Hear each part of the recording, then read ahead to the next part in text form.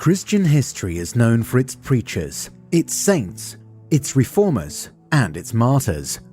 Less often discussed, but just as significant, its warriors. The medieval era was the age of faith when Christian kingdoms and empires rose across Europe. Throughout this period, warriors raised their swords to champion, defend, and conquer for Christendom, their legends enduring, their stories told and retold.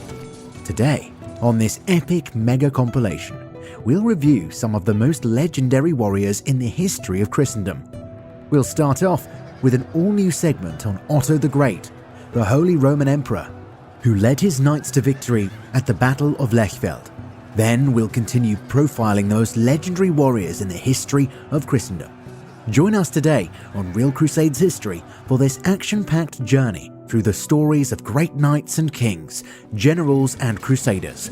And remember, there's no better teacher than history.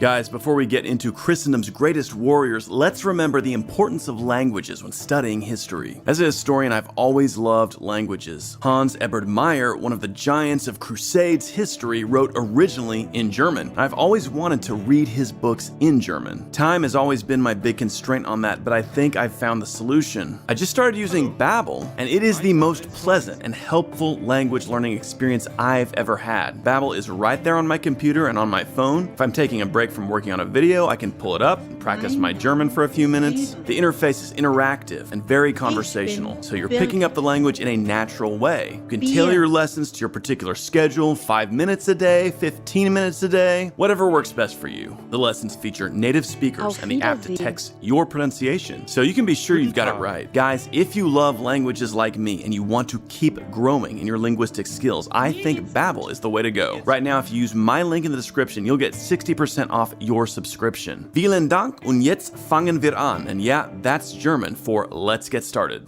Bis später.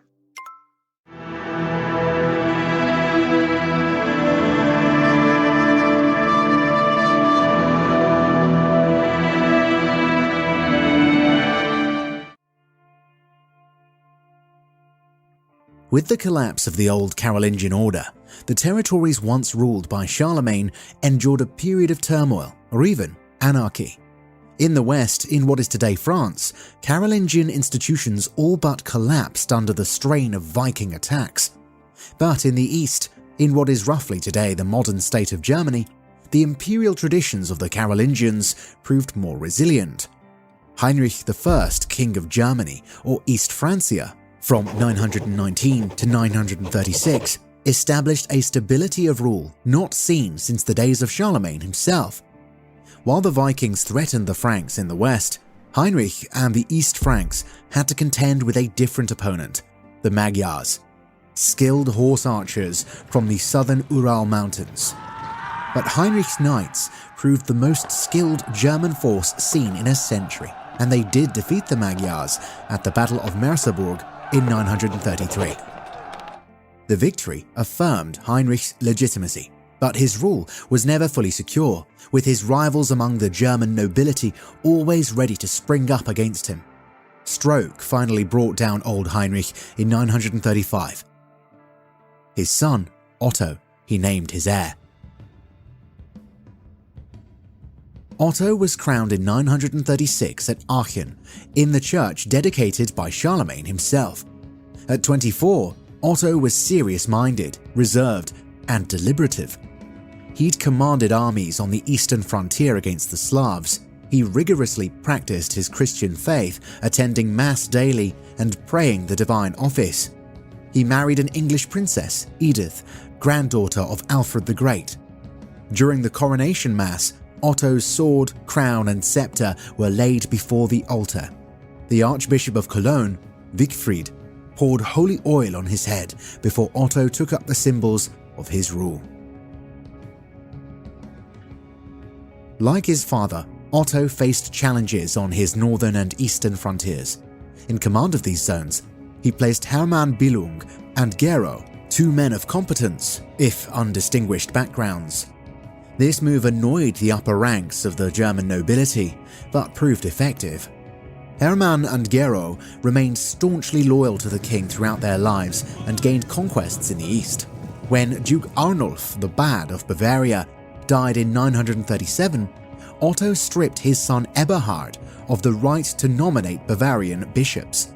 Otto meant to curb the regional nobles and restore order. The realm should be ruled by the king and the law, believed Otto, not the whims of the warrior aristocracy. Not everyone agreed with Otto's vision. His younger brother Heinrich enlisted the disgruntled Duke Eberhard of Bavaria and Duke Gilbert of Lorraine in a plot to overthrow the king. The three conspirators met in the heart of winter in Saalfeld in 939. In March, their armies advanced, surprising Otto as he crossed the Rhine at Berthen in the company of only 100 troops. Otto carried with him the relic of the Holy Lance, said to have pierced the side of Christ. The relic had been obtained years earlier by Otto's father from the Byzantines. Holding the relic in his own hand, Otto led his outnumbered troops. He prevailed, with the two rebellious dukes dying in the fray. The episode became known as the Miracle of Berthen. By 941, Otto secured a lasting reconciliation with his brother Heinrich. From then on, Otto exercised broad authority in his realm, appointing who he wished to state offices without consulting the nobles. The dukes had been subordinated to the authority of the king, and men closely associated with Otto were placed in the hereditary positions. Otto kept Franconia as his own possession, while his son-in-law Conrad the Red ruled Lorraine, and Otto's brother Heinrich married Judith, daughter of the Duke of Bavaria. Otto's son Liudolf became Duke of Swabia. The dukes took on the administrative role they'd had during Charlemagne's reign. Otto sought to solidify this situation by establishing a hereditary monarchy in what had been a collection of German duchies. Otto's triumph was darkened only by the death of his beloved Queen Edith in 946. In 951, Otto received a plea for help from Adelaide, Queen of Italy. Adelaide's husband had died, and the throne had been seized by Berengar of Ivrea, who sought to capture and control the widowed queen. Under Berengar, the Kingdom of Italy suffered political chaos. Preoccupied with securing his power and paranoid, Berengar allowed the nomadic Magyars to raid Italy, virtually unopposed.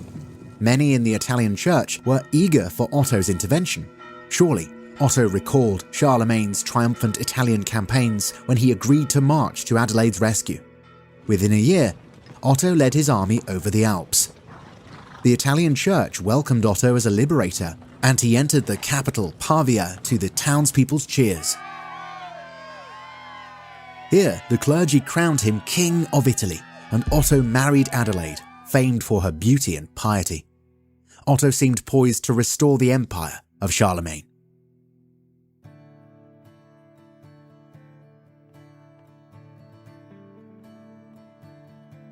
Not everyone was happy with Otto's increasingly imperial concerns. Many German nobles worried that Otto's alliance with a foreign queen and house might threaten their own interests. It was the same dilemma raised by Charlemagne's imperial ascension. Could a German king also be a Roman emperor, or did the latter role overwhelm the former?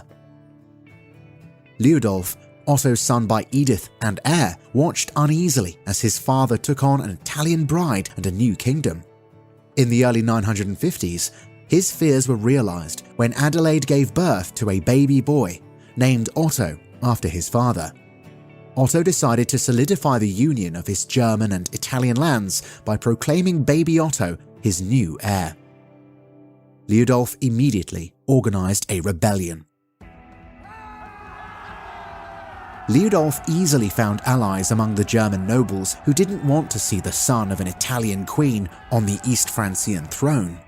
Conrad the Red, Duke of Lorraine, husband of Otto's daughter Liutgarde, swore allegiance to Liudolf.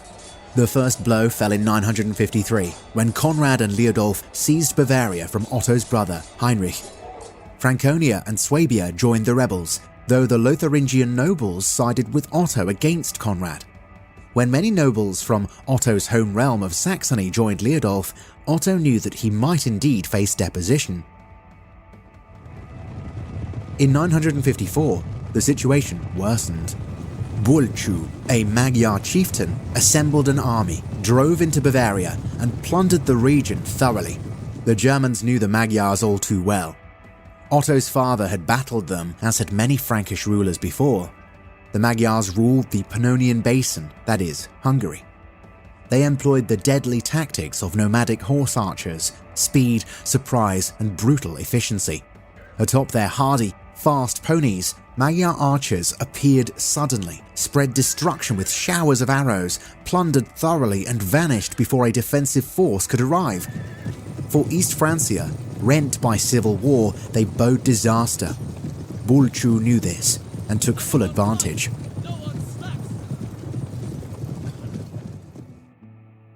Liudolf viewed Bulchu as a potential ally. He invited the Magyar leader to a feast and showered him with gold. It's possible that Liudolf had invited Bulchu to plunder his father's lands in the first place. Once Liudolf's alliance with the Magyars became widely known, most of his former allies turned on him and renewed their allegiance to Otto. Conrad the Red even knelt contritely before Otto. Liudolf's poor judgment and tactlessness had finished him. Out of options, Otto's son prostrated himself before the king and begged for mercy. Otto stripped Liudolf of his titles.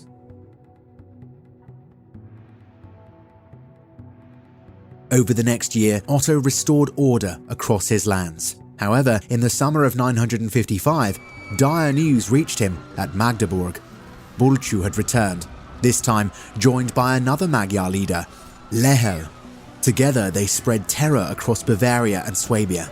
Even more alarming, the Magyars weren't content with mere raiding. This time they besieged the town of Augsburg. Otto once again took up the relic of the Holy Lance. He gathered his Saxon forces and set out for Bavaria. Otto meant not merely to chase the Magyars away, but to catch them in the field and defeat them in battle. He hoped thereby to put an end to the cycle of recurring Magyar raids. Otto's army mustered at Ulm, joined by troops from Swabia, Bavaria, and Bohemia. Conrad the Red brought his knights to the king's service, reinforcing unity after the painful years of civil war. Historians speculate that Otto's army numbered around 8,000 men. The cream of the German forces was their heavy cavalry, mailed knights atop powerful warhorses. The Magyar coalition, led by Bulchu and Lechfeld, was most likely considerably larger than Otto's forces, possibly twice as large. In early August, Otto crossed the Danube and advanced on the Magyars. The old Roman road led the Germans through rugged, forested terrain. Meanwhile, at Augsburg, Bulchu and Lechfeld learned of the approaching enemy. They abandoned their siege and marched west to meet the Germans. Otto discovered this happily and hurried to reach the Magyars before they could retreat. Meanwhile, a Magyar advance force attacked Otto's Bohemian rearguard from behind. The Magyars overwhelmed the Bohemians and seized their baggage. However, rather than press on to further harm the enemy, the Magyars contentedly sorted their loot. Conrad the Red seized the moment. He rode back with his knights and charged the disordered Magyars, still fussing over their plunder. It was a crucial early success for the Germans. The Magyar advance force was destroyed, and Conrad rescued Bohemian prisoners. News of this success delighted Otto's main army. Next, Otto's forces emerged from the forest, crossed the river Schmutter, and rode out onto the plain of Lechfeld, west of Augsburg. Astoundingly, the Magyars were unprepared and drifting loosely back toward their camp.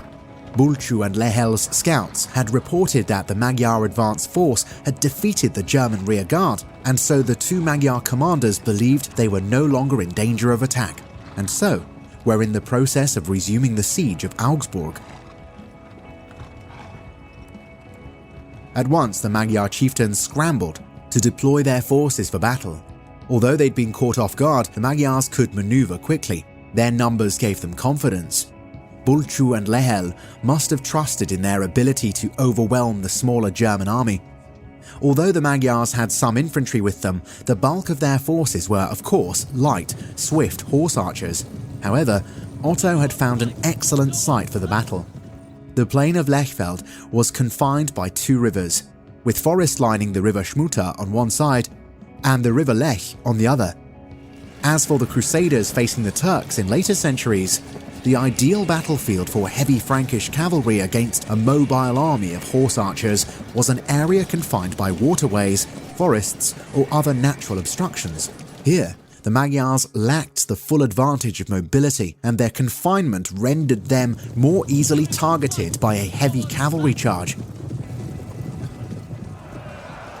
Indeed, Otto took immediate advantage of the situation.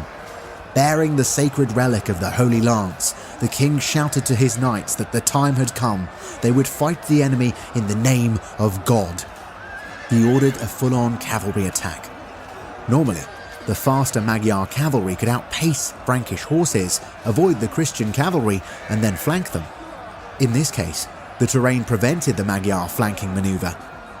The German right and left wings mowed down their Magyar opponents, utterly breaking them. Otto and the Bavarian knights charged from the centre, and the German lines held fully. The initial German charge inflicted horrendous losses on the Magyars. Bulchu and Lehel's surviving units had no choice but to engage in close-quarter combat with the Frankish cavalry. Trapped, the Magyars began to go down under Frankish swords. Attempts by Bulchu and Lehel to lure the Franks into rash pursuits failed. Throughout the battle, Otto maintained control, his formations holding solid. The Magyars could do nothing but try to fend off the powerful Frankish cavalry. Fighting raged for hours, with the Magyars suffering horrific losses. Those who could fled, but no units survived intact.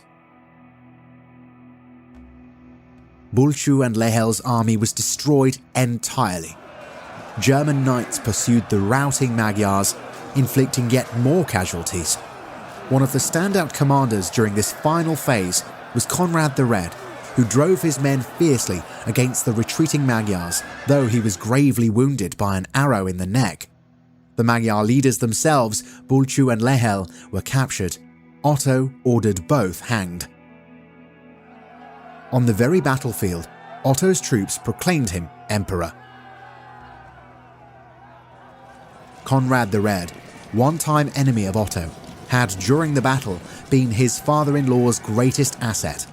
Conrad's courage and skill in leading his cavalry had secured the first success of the campaign and helped bring home the victory during the final charges.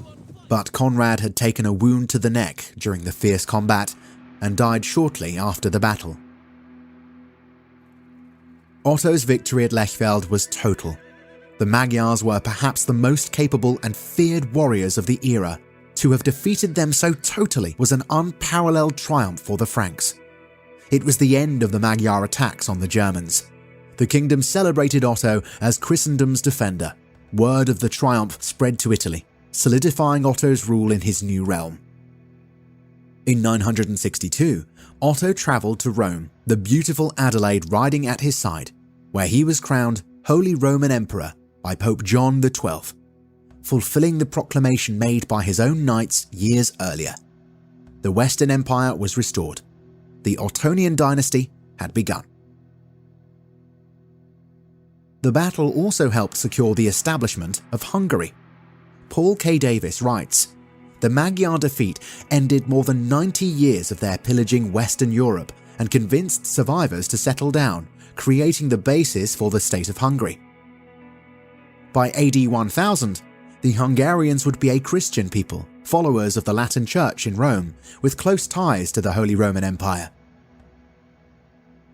The battle was a milestone in Western military history. The Franks were at the forefront of developing the knightly heavy cavalry that would dominate Western European warfare in the coming age of chivalry. Gone were the days when Charles Martel's Franks fought at Tours on foot. Now, the Franks were mailed horsemen, developing an ever more powerful cavalry charge.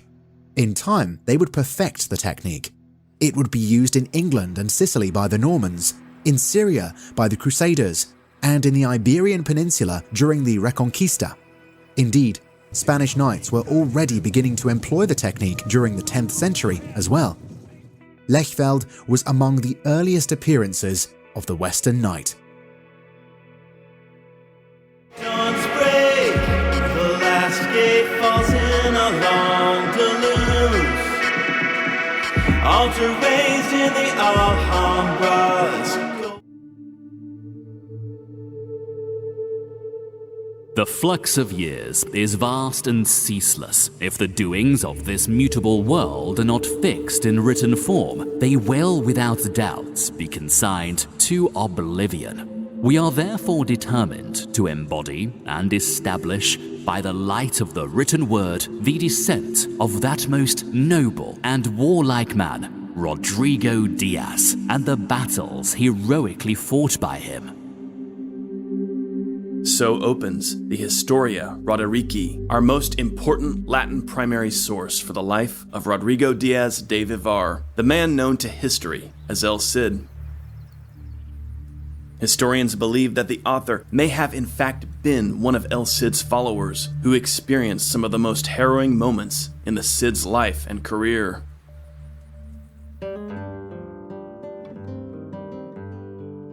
Around AD 1043, in the village of Vivar, some 6 miles north of Burgos, in the Christian Spanish kingdom of Castile, a baby boy was born to Diego Lainez, a knight of distinguished Castilian ancestry. The baby's mother, whose name is lost to us, was the daughter of Rodrigo Alvarez, also a man of knightly rank, for whom the boy was named. Our earliest piece of writing about El Cid, the Latin poem Carmen Campi Doctoris, says, "He is sprung from a more noble family. There is none older than it in Castile."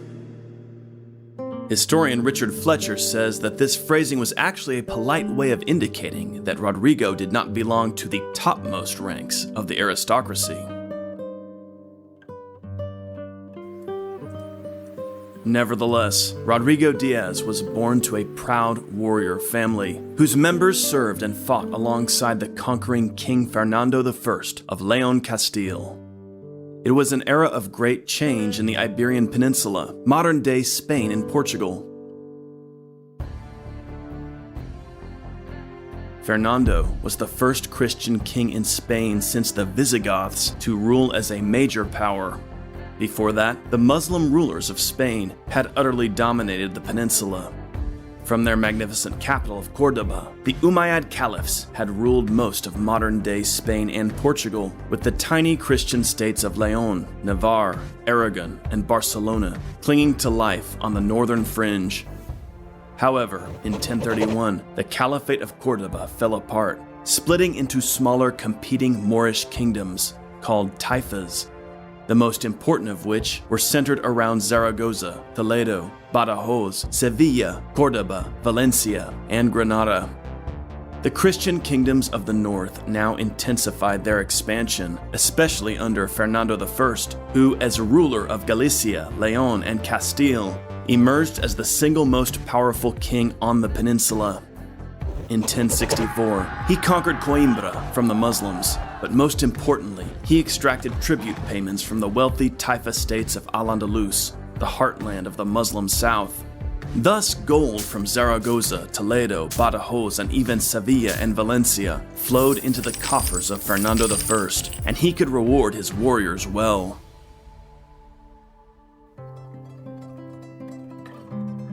In this energetic court of King Fernando I grew up young Rodrigo Diaz, where he was companion in arms to the king's eldest son, Sancho, heir to Castile. The frontier territory of Castile was at the forefront of Christian expansion. Like the rest of the Christian north, Castile lacked the opulent, wealthy cities of Muslim Spain, with their sprawling districts filled with gourmet foods, expensive silk garments, lavish pleasure gardens, and poets and scholars. But Castile was a hardy, robust region, bustling with herds of cattle, village markets, and young knights looking to make their fortune. El Cid, more than any other man, would come to epitomize the wandering warrior hot on the heels of destiny. It was in the household of Prince Sancho of Castile that the teenaged Rodrigo first made a name for himself. Here, Sancho girded him with the belt of knighthood in the most important ceremony for a young Castilian warrior. This was the culmination of training that Sancho and Rodrigo began as children, learning to care for war horses, weapons, and armor, as well as the basics of combat. Sancho, Rodrigo, and their companions continued to hone their skills as horsemen, learning to charge, withdraw, regroup, and operate cohesively. They became brothers in arms and an effective unit on the battlefield. They also studied law, learning to govern, judge cases, and manage affairs of state. Early on, Rodrigo gained fame for his prowess in battle. We hear of him defeating in single combat a Navarrese knight called Jimeno Garces, as well as a Muslim warrior from Medina Kelly.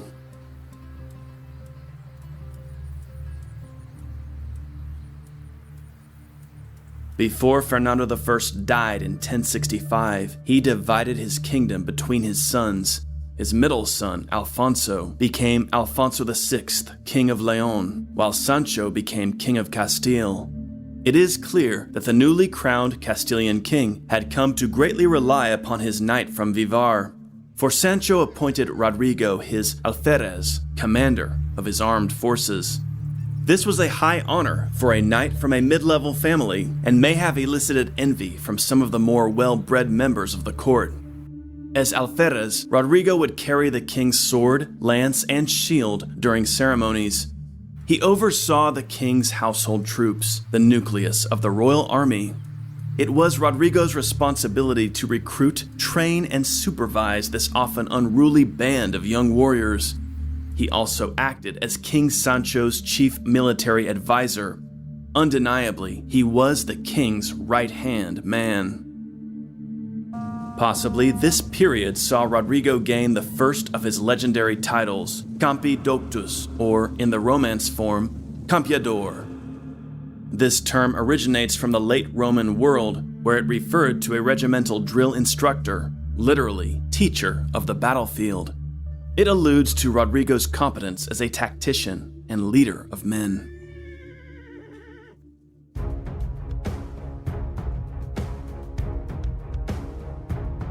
Tension always simmered between the brother kings, Sancho and Alfonso VI, who resented sharing their father's kingdom. But when their mother, Queen Sancha, died in 1067, that tension erupted into open war. As commander of Sancho's armed forces, Rodrigo himself led the Castilians against King Alfonso VI of Leon.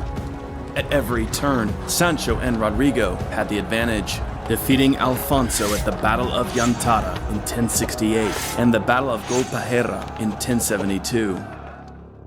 In this second battle, King Alfonso was captured. Sancho now took the crown of Leon, and so Castile and Leon were united once again. Alfonso was released and went into exile at the court of the Muslim ruler Al-Mamun, Taifa Emir of Toledo.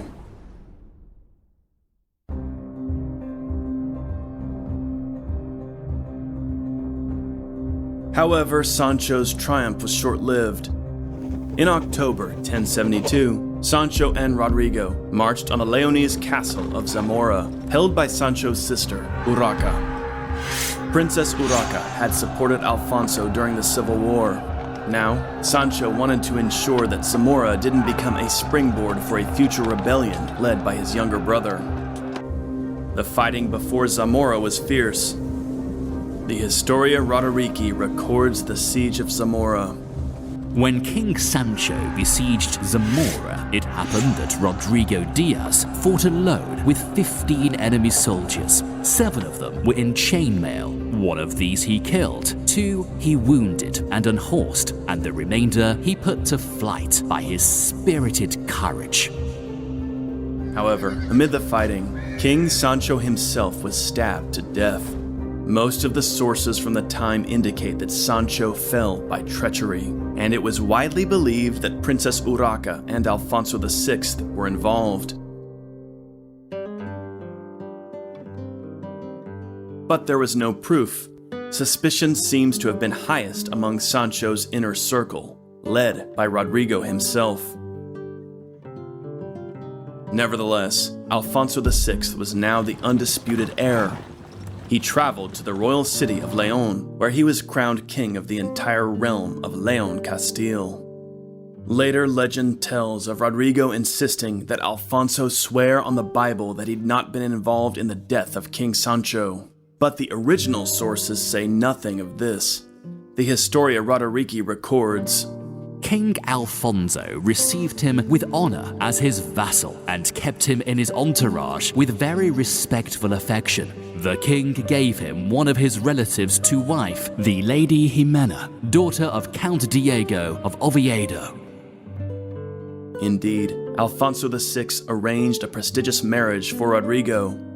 From Alfonso's perspective, it helped bind together differing parts of his kingdom and helped establish goodwill among his late brother's entourage. The marriage is a sign that Alfonso wished to foster a place at his court for Rodrigo, despite their stormy history. Surely Alfonso had use of so capable a man as the Campeador.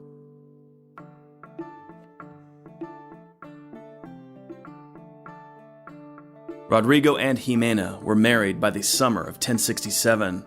Theirs was a close partnership that would survive many trials. Soon, the young family grew. Jimena bore Rodrigo a son, Diego, and 2 daughters, Cristina and Maria.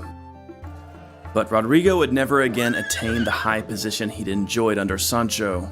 Alfonso reserved the upper ranks for his own inner circle. Alfonso granted the role of alferez to Gonzalo Diaz, one of the king's Leonese magnates. So while Rodrigo did maintain standing at court, it was much reduced, and one wonders if Alfonso harbored a certain resentment toward the man who had defeated him twice on the battlefield during the years of civil war.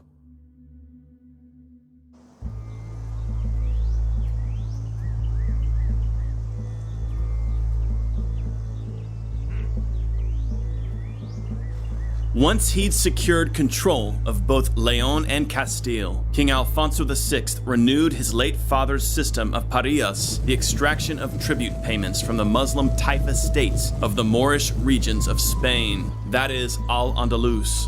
In some circumstances, the Muslim rulers themselves sought protection from Alfonso. Al-Mamun, the Muslim ruler of Toledo, who'd once given shelter to Alfonso, died in 1075, and his grandson, Al-Qadir, became emir. But Al-Qadir was a weak ruler, and certain factions among Toledo's Muslim nobility plotted his death. Al-Qadir sought help from King Alfonso, who agreed to secure the emir's regime in Toledo in exchange for new tribute payments and the surrender of the frontier castles of Zorita, Rihuega, and Canales. Al-Qadir agreed, and Alfonso invaded Toledo with his army, quashing all resistance. Al-Qadir was secure on his throne, for now. The fact that Al-Qadir owed his power to the Christians didn't increase his popularity among Toledo's Moors. Alfonso VI kept his knights busy collecting tribute from the wealthy Muslim Taifa states. At the time, Spain's wealthiest cities were in Moorish hands, and the emirs kept lavish courts. The emir of Badajoz, an easygoing man who patronized poets, had a stream that flowed through his palace. During banquets, succulent foods floated on golden dishes from the kitchen to the delight of guests. Alfonso's rugged, hardier kingdom contained no such finery, but his army was the best in Spain, and as he extracted tribute from the Taifa emirs, he made plans to eventually annex their glittering cities. In 1079, Alfonso dispatched Rodrigo Diaz on a typical tribute-collecting mission to Sevilla, ruled by the emir Al-Mutamid. Here, Rodrigo learned that Al-Mutamid's neighbor and enemy, Abd Allah, emir of Granada, had launched an army to invade Sevilla. This invasion force was led by several Christian knights, among them high-ranking members of the Leonese Castilian nobility, most notably Count Garcia Ordóñez, Fortun Sanchez, and Lope Sanchez. The status of these Christian knights leading Abdullah's army is debated by historians. Bernard Riley believes that Count Garcia Ordóñez was in exile at the time and was serving as a mercenary captain to Abdallah. Richard Fletcher believes that Count Garcia was himself leading an embassy for King Alfonso to collect tribute payments from Granada.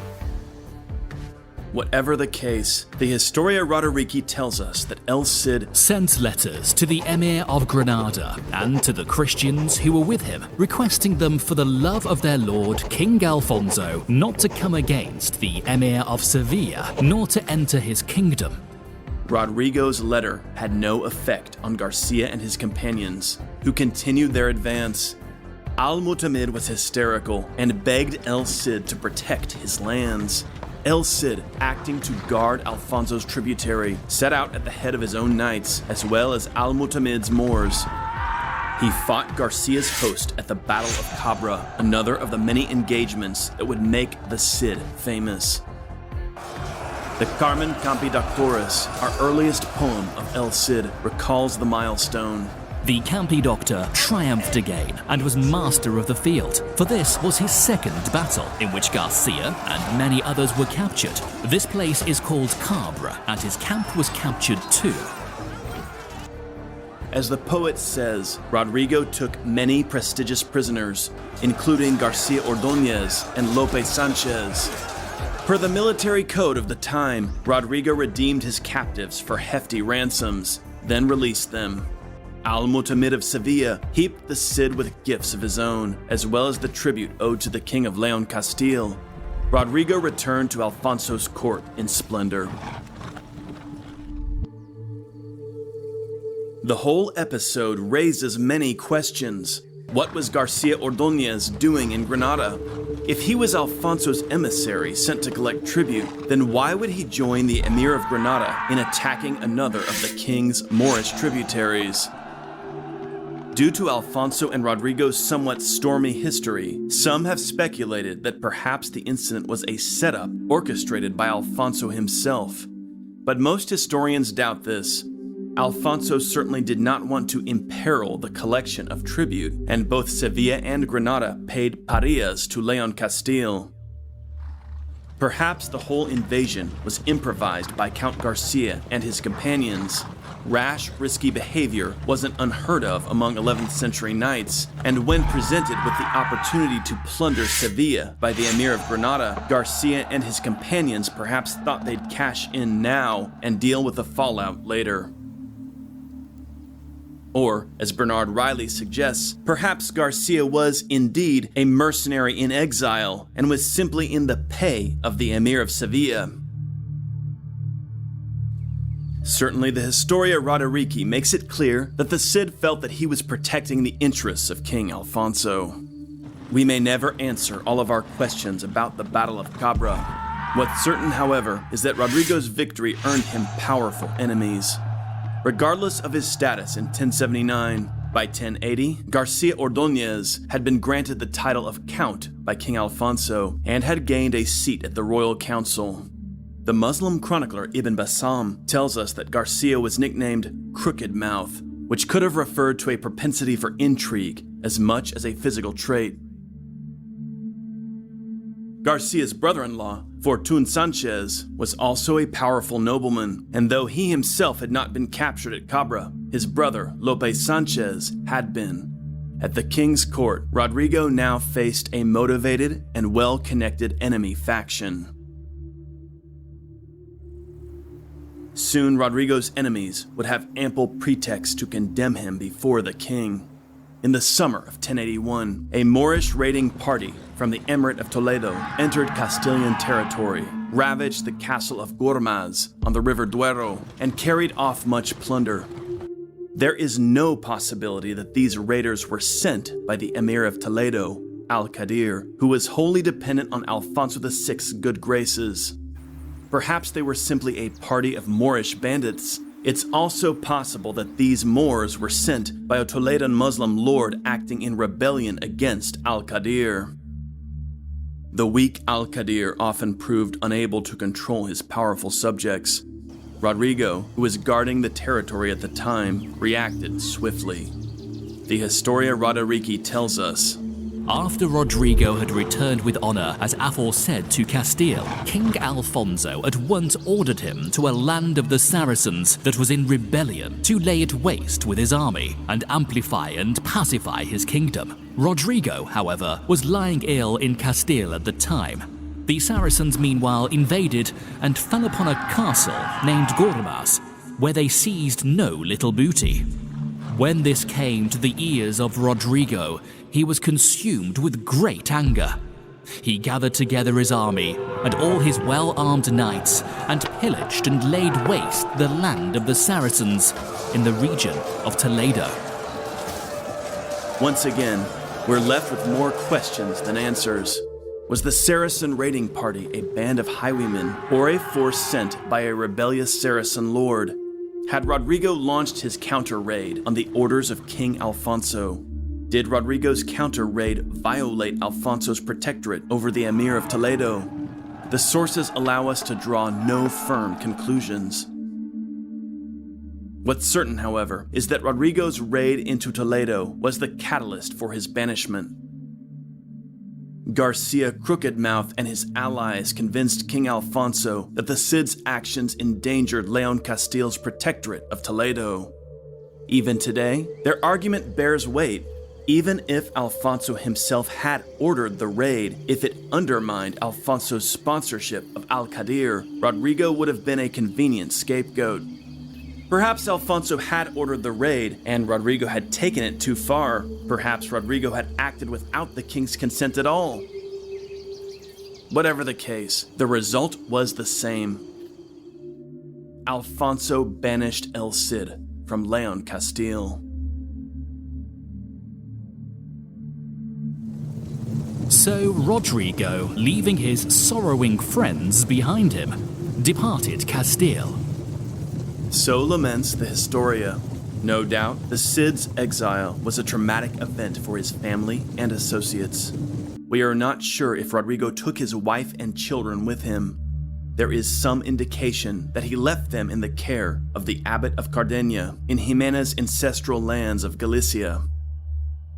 It was not uncommon for exiled nobles to leave their womenfolk and children in the safety and comfort of a monastic house, especially given the uncertainty of what lay ahead for Rodrigo. It's noteworthy that a substantial band of men followed El Cid into exile. Many of these men would have been Rodrigo's old war brothers, Castilian knights who'd fought beside him under King Sancho. Others would have been more recent companions, some of them perhaps even Moors. This was the Cid's inner circle, his own personal war band, men who'd pledged their loyalty to him, who admired him as a leader, and felt confident that he would deliver victory and booty. That these men were willing to follow Rodrigo into the uncertainty of exile says much.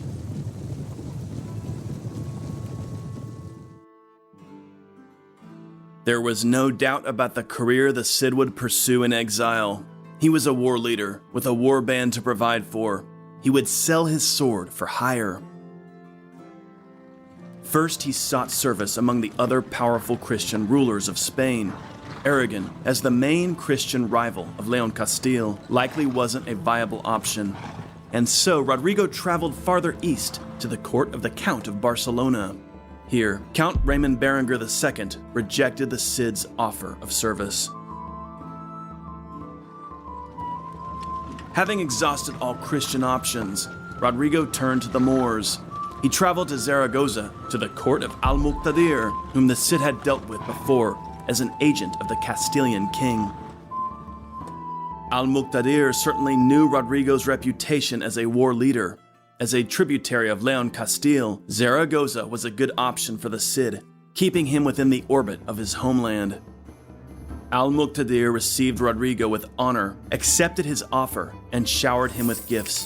The Cid was now a mercenary captain for a Moorish prince.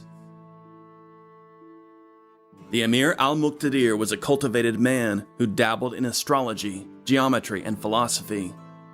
He built 2 magnificent palaces at Zaragoza, one of which survives, and allows us some glimpse into the splendid court where the Cid spent his exile. In 1081, when El Cid arrived, the elderly emir was in poor health. and divided his kingdom between his two sons. In 1082, al-Muqtadir died, and his son, Yusuf al-Mutamin, became ruler of the western half of the kingdom, with Zaragoza as its capital. Meanwhile, the other son, Munhir al-Haib, took the throne of the eastern kingdom, based around Denia, Tortosa, and Lerida. Not surprisingly, the two sons weren't happy with this arrangement. They hated each other and proceeded to make war on one another. Perhaps Rodrigo Diaz felt that he was forever fated to be caught in the middle of fratricidal conflict.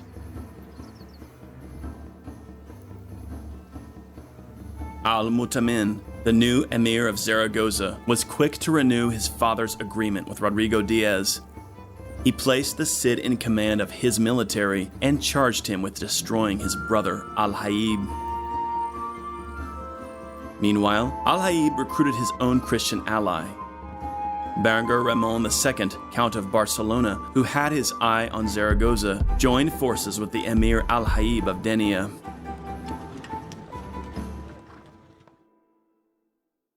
The day of reckoning soon arrived. The Count of Barcelona and Al-Haib led a joint invasion of Zaragozan territory via the northeastern mountains, exactly the territory defended by El Cid. With a large army, the Barcelona-Denian coalition besieged the mountain fortress of Almanar, which Rodrigo had recently refurbished.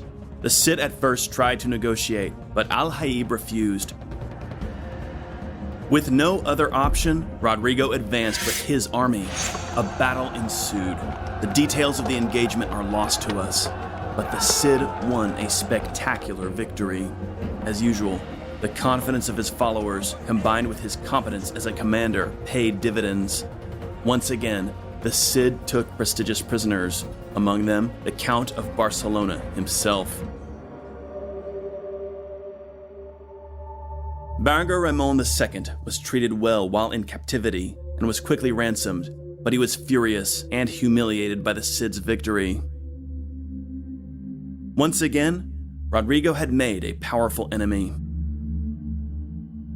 Al-Mutamin of Zaragoza held a lavish banquet to honor the Cid. The Cid became Al-Mutamin's right-hand man. For their hard campaigning in the northeastern mountains, Rodrigo's knights were showered with gifts of silver and gold.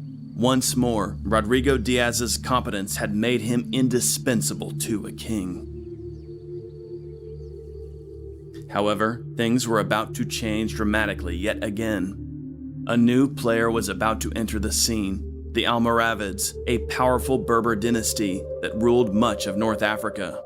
Soon, the Almoravids would shake the very foundations of the kingdom of Leon Castile, and King Alfonso VI would call on his old vassal, El Cid, for help.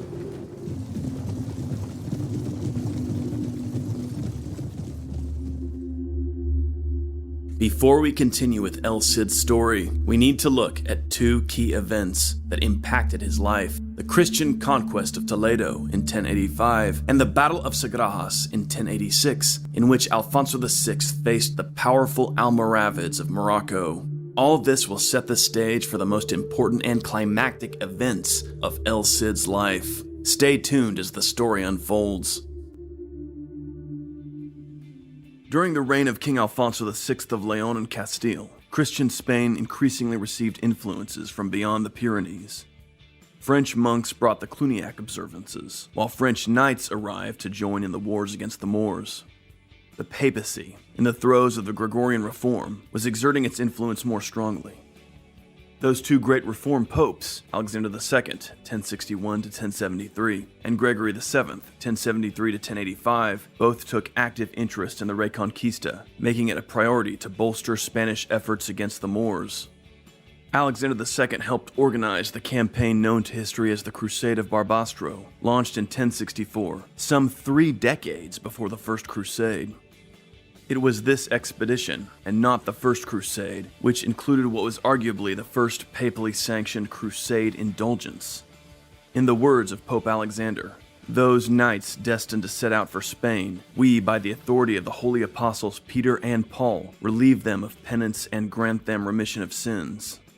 This sounds quite similar to the indulgence that popes would attach to crusades throughout the 12th and 13th centuries. Historians still debate the matter, but Barbastro may have been the true First Crusade, though it was ultimately just one episode in an ongoing evolution of religious and military concepts that shaped the Crusades movement in the coming centuries. Once he'd overcome his brothers, Alfonso VI of Leon and Castile, called by Pope Gregory VII the glorious King of Spain, inherited the entire domain of his father, Fernando I. Like his father, Alfonso profited from tribute paid by the Muslim Taifa states of Sevilla, Granada, Badajoz, Toledo, and Zaragoza. But Alfonso's father had greatly expanded the power of Leon Castilla, positioning it to annex the 50,000 square kilometer Transduero. Alfonso's ambition was ultimately to further the reconquest. Toledo, once the royal city of the Visigothic kings, was a long-cherished desire of the Christian North. Alfonso's determination to bring Toledo directly under his own power is revealed in a letter he wrote to Pope Gregory VII, describing his plans to install an archbishop in that city. Until 1075, the Taifa of Toledo was ruled by Al-Mamun, a patron of poets and scholars, and an ally to Alfonso VI. Al-Mamun expanded his domain to include Valencia and Cordoba, but after his death, Al-Mamun's grandson, Al-Qadir, lost Valencia to rebellion, while Al-Mutamid, emir of Sevilla, seized Cordoba. In 1078, a coup in Toledo itself sent Al-Qadir fleeing to the court of Alfonso, where he begged the Christian monarch to restore him to power. Alfonso seized the moment. Marching his troops south, he took direct control of Toledo's surrounding fortresses. On the throne of Toledo, he placed Al-Qadir, who in turn paid a massive tribute to Leon Castilla. By the summer of 1083, Alfonso led a campaign deep into the Taifa of Sevilla as punishment for the Emir al-Mutamid's failure to pay annual tribute. Alfonso, in overawing force, marched his army deep into Al-Andalus, ravaging the countryside. At Tarifa, the Christian monarch reached the southern tip of the peninsula, where he rode his stallion out into the surf, shouting, "This is the very end of Spain, and I have set foot upon it." All this symbolized Alfonso's mastery of Iberia and served to intimidate the other Taifas from interfering with his planned conquest of Toledo. By now, Al-Qadir's rule in Toledo grew untenable. Many Toledans viewed him as a weak puppet of the hated Christians, and some factions began actively plotting his overthrow. Once again, Al-Qadir turned to Alfonso, this time begging him to outright besiege Toledo so that he could surrender to him honorably. In the summer of 1084, Alfonso obliged, beginning a formal siege of the city. Alfonso granted Al-Qadir the courtesy of time to request aid from the other Muslim Taifas, which came, as expected, to nothing. On May 6, 1085, Toledo surrendered. This marked a monumental advance in the Christian Reconquista, for not since the initial Arab conquest had a Christian king reigned in Toledo. Now Alfonso rode through the city in triumph. Alfonso granted generous terms to the Muslims who chose to remain, the right to worship freely, maintain their possessions, and even their chief mosque. The king granted equally generous terms to the local Jews. Despite all this, there could be little doubt that ultimately the Christians would have the Great Mosque, which had been a church in the Visigothic age. On the king's departure, the Archbishop Bernard seized the Grand Mosque and converted it into a cathedral. Alfonso never undid the archbishop's work, and the mosque continued as Toledo's chief cathedral. Some commentators make much of Alfonso's fair treatment of Toledo's Muslims, but the truth is that Spain's future crusading kings, such as Alfonso the Battler or James the Conqueror, would also grant mostly generous terms to conquered Moors. Alfonso VI was able to occupy not only Toledo, but a broad region in the Tagus Valley, from Talavera in the west to Guadalajara in the east. Al-Qadir was rewarded for his loyalty. Alfonso installed him as ruler of Valencia. Meanwhile, the remaining Taifa rulers were alarmed.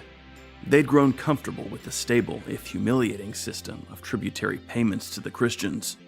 Toledo's fall was a foreshadowing of the ultimate fate of all Moorish lands as the Leonese king grew in power. Al-Mutamid of Sevilla sent an embassy to the Almoravids of North Africa, requesting their aid. The Christianization of Toledo would indeed provoke action from the Almoravids. The capture of Toledo would be the primary Iberian military aim of the Almoravids for decades to come. In 1085, Alfonso VI, King of Leon and Castile, was at the pinnacle of his power. With Toledo in his possession, his kingdom now reached into the heart of Spain and stood poised to expand farther into the Muslim-controlled portions of the peninsula, known as Al-Andalus. The emirs who ruled the Muslim city-states in southern Spain, called Taifas, recognized their inability to counter Alfonso's power, and so appealed to the Almoravids of North Africa for help. So who were these Almoravids? The Almoravids were a Berber sect that maintained militaristic discipline while strictly observing the core tenets of Islam. Their leader was a stern, enigmatic figure, Yusuf ibn Tashfin. Unlike the cultured Muslim emirs of Spain who lived in luxury, Yusuf was a rugged warrior of the desert. Yusuf's personal discipline inspired great loyalty in his followers. Under him, the Almoravids conquered Morocco and western Algeria, and thus dominated much of North Africa. Yusuf and his men rejected the wealth and luxury that they believed had corrupted the Muslim cities of the day, and instead insisted on simple dress. They veiled themselves to the eyes as a sign that they were set apart, earning them the moniker of the Veiled Ones. Yusuf considered the Taifa emirs of Spain to be effete, ineffectual, and negligent of their obligations as Muslims. And yet, the Spanish emirs were willing to risk being conquered themselves by the Almoravids rather than see all of the Iberian Peninsula fall to the Christians. Al-Mu'tamid, emir of Sevilla, wrote that he would rather herd camels for the Almoravids than tend hogs for Alfonso VI. Yusuf ibn Tashfin responded favorably to the appeal from the Taifa states of Spain. He had no interest in saving the Taifa emirs, but was eager to extend his power into the Iberian Peninsula for the greater good of Islam.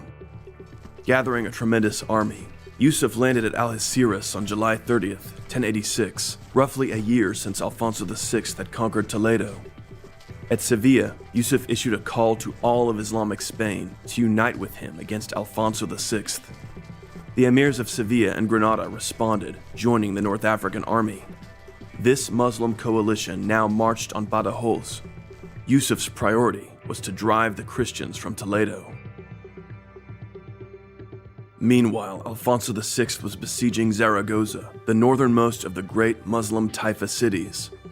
When he received news of the Almoravid invasion, Alfonso abandoned the siege and assembled his forces.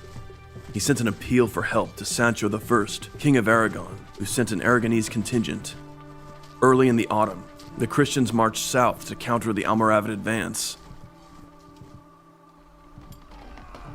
On October 23, 1086, the Christian and Muslim armies faced off in battle at Sagrajas, northeast of Badajoz. Alfonso's army contained roughly 2,500 men, composed of about 750 heavy cavalry, plus some 750 less experienced light cavalry, and around 1,000 foot soldiers. The Muslim coalition outnumbered the Christian forces by roughly 3-1, but Alfonso VI trusted in the strength of his heavy cavalry, which he believed could break the enemy formations and deliver a quick victory. Initially, the Christian forces decimated the Muslim vanguard with a series of cavalry charges. Yusuf had placed the forces of the Spanish emirs in the front, while keeping his own Almoravids in reserve. Finally, Yusuf unleashed his men in a solid formation to the rhythm of war drums. The Christian cavalry, worn out from fighting all day, began to be pressed back. Alfonso now saw that Muslim troops were overrunning his camp, and his entire army was in danger of being enveloped by the numerically superior enemy. Thus, King Alfonso ordered a retreat, which resulted in a fighting march into the nightfall as the Christian forces withdrew. During the battle, Alfonso was wounded in the calf, leaving a bone scar that would be found by researchers 900 years later. The Christian army retired to Coria, some 125 kilometers to the northeast, and then to Toledo, where Alfonso prepared the city for a possible siege. And yet, despite this triumph, Yusuf was not able to conquer Toledo, nor any Christian territory. Alfonso VI was still in a strong position and organized a solid defense of Toledo. The Almoravids had suffered high casualties as well, and Yusuf doesn't seem to have had the numbers to contemplate an attack on Toledo. Instead, he quickly withdrew to North Africa. After the Muslim victory at Sagrajas, the emboldened Taifa emirs refused to continue their tribute payments to Alfonso. Meanwhile, Alfonso set about solidifying his own defenses. He appealed to France for aid, the Duke of Burgundy, and Raymond IV, Count of Toulouse, a future leader of the First Crusade, responded. Alfonso, at age 50 years, was an old man. To his great sorrow, he was still without a son to inherit his kingdom. Thus he arranged a marriage match with the Duke of Burgundy, in which the Duke's son was betrothed to Alfonso's daughter, Princess Urraca. At the same time, Alfonso received homage from King Sancho of Aragon, who promised to aid in defending Toledo. Thus, Alfonso secured important relationships in France, while cementing the unity of the Christian North against the Almoravid threat. Alfonso also renewed his offensive.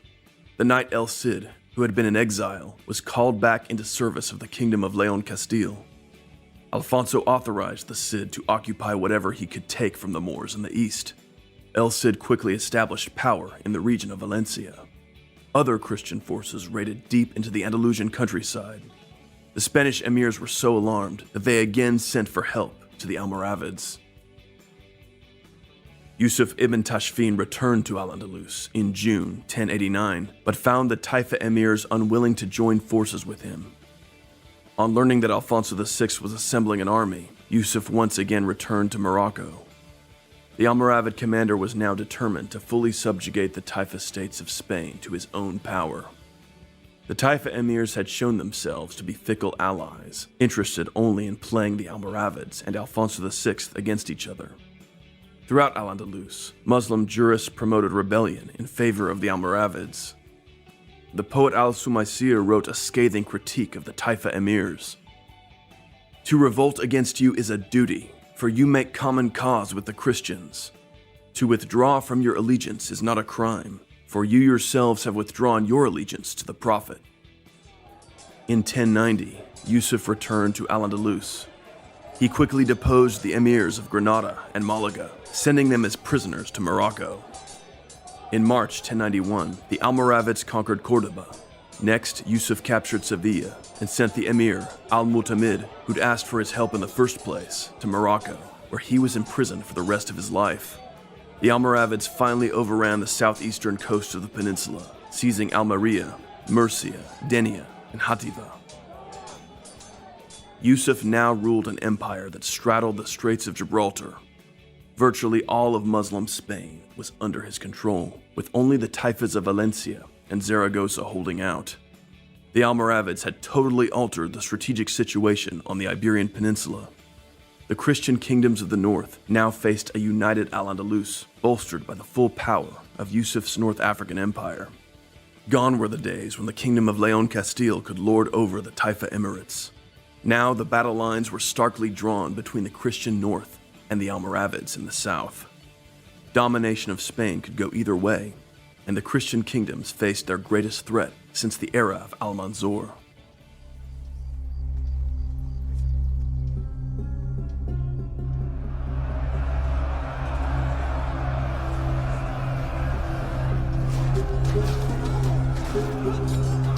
The Almoravid victory at Sagrajas in 1086 was a pivotal moment in the history of Reconquista-era Spain. King Alfonso VI was no longer dealing with a variety of small, militarily weak Muslim states in the south and east. Now, the Almoravid Empire, with its enormous North African armies, was poised to dominate vast regions of the Iberian Peninsula. Alfonso VI had suffered a defeat, but his kingdom remained intact. The Almoravids hadn't taken any substantial territory from him, but the king knew that the Almoravids wanted Toledo, and the arrival of another invading force might overwhelm Toledo's frontier. Given the situation, Alfonso called on his old general, Rodrigo Diaz, the Campeador, El Cid.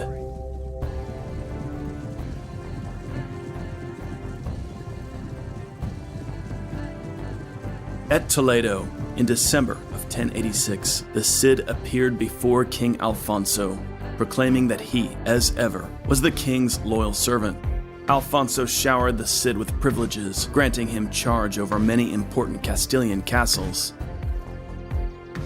But more importantly, Alfonso granted Rodrigo another privilege the Historia explains best.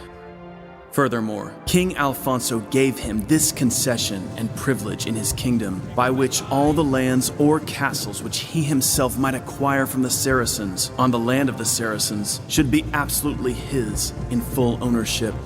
Not only his, but also his sons and daughters and all his descendants. Alfonso's grant of the right of conquest to El Cid is unsurprising, given the rising power of the Almoravids. Alfonso needed to protect his frontier from a future Almoravid invasion. What better protection than to set the Cid off to do what he did best, win battles and conquer territory. On July 21st, 1087, Alfonso VI held court at the Castilian capital, Burgos, with his knights, El Cid and the new Archbishop of Toledo, Bernard of Sahagún, a Cluniac monk of high character. Here, Alfonso granted charters for all the new Christian settlements of the Tagus Valley around Toledo. Then, the Almoravids invaded once more in March 1089, intent on securing Murcia, the Mediterranean coastal territory between Granada and Valencia. This alarmed Al-Qadir, Emir of Valencia, who appealed to El Cid for help. El Cid asked King Alfonso for permission to go to the defense of Valencia, and Alfonso gave it. Leading 7,000 men, the Cid marched east, restoring the countryside to Alfonso's rule along the way. Ultimately, El Cid secured Valencia for Castile's Moorish puppet. In Murcia, Yusuf ibn Tashfin laid siege to the important frontier castle of Aledo, which was defended by a strong Castilian garrison led by Garcia Jimenez. From Castile, Alfonso raised his army and set out on a long journey to relieve Aledo. The king asked El Cid to come from Valencia to join him. The Cid obeyed, driving fast across the mountains to attend his king. However, before the rendezvous could take place, the Almoravids retreated. Never wasting an opportunity to defame the Cid, Rodrigo's enemies at Alfonso's court insisted that the Campeador had failed to come when summoned. The fact that Alfonso was willing to entertain such accusations is rather striking. Rodrigo defended his reputation, pointing to his years of loyal service. Nevertheless, Alfonso again banished Rodrigo. The king even briefly imprisoned the Cid's wife and their children before allowing them to rejoin Rodrigo. One wonders if now, since the Almoravid threat seemed somewhat lessened, the king was eager to be rid of the Campeador again. Rodrigo was devastated, but also resolved to make his own way in the new year of 1090.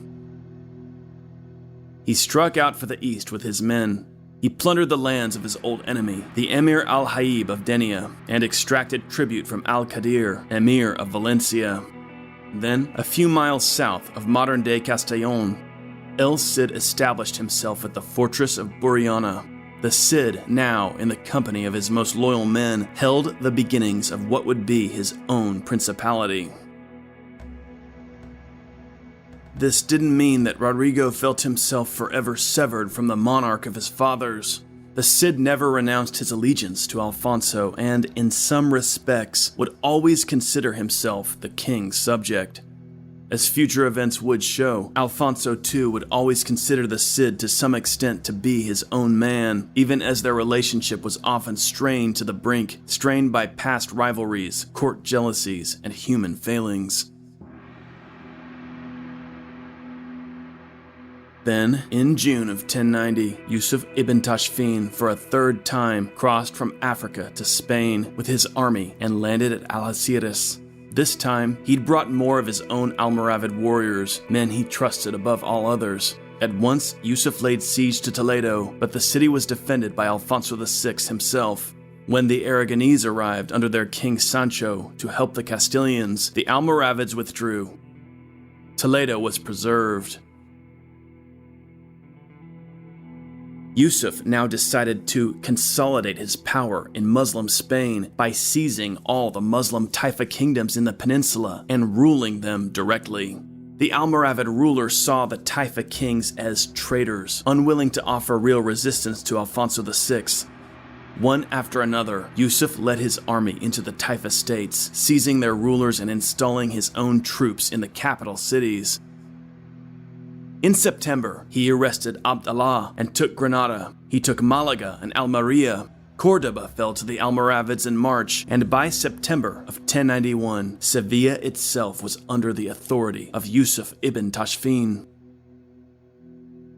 Of the Muslim-ruled territories in Spain, only Badajoz, Zaragoza, and Valencia remained independent of the Almoravids.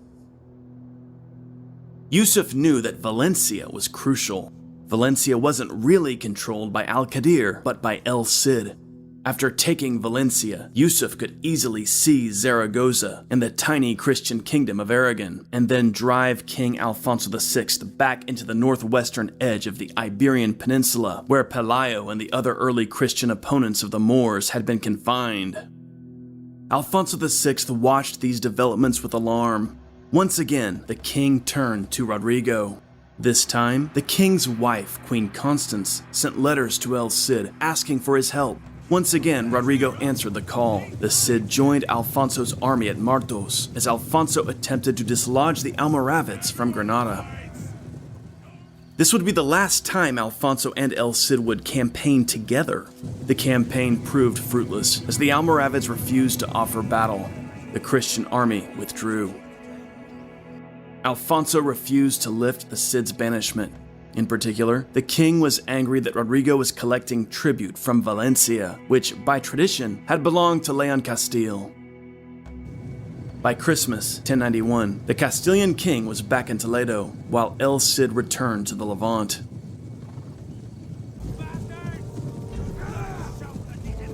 El Cid knew that a critical moment was at hand. He'd grown up on the stories and songs of the Reconquest and knew by heart the battles of Roderick, Pelayo, Alfonso the Chaste, Alfonso the Great, and other ancient heroes of Christian Iberia. A Muslim chronicler from Valencia records the Cid as saying, "A Rodrigo lost this peninsula, another Rodrigo shall save it." After Christmas of 1091, El Cid formalized an alliance with the Emir of Zaragoza, who was eager to avoid the fate of other Moorish kings conquered by the Almoravids. Rodrigo also struck an alliance with King Sancho of Aragon and his son Pedro. All through 1092, the Almoravids continued their unrelenting advance across southeastern Spain. Led by one of Yusuf's sons, the Almoravids took Murcia in the spring, then Aledo, and by the late summer and autumn, Denia, Játiva, and Alcira. This brought them within 22 miles of Valencia itself. Meanwhile, within Valencia, the advance of the Almoravids prompted a political crisis.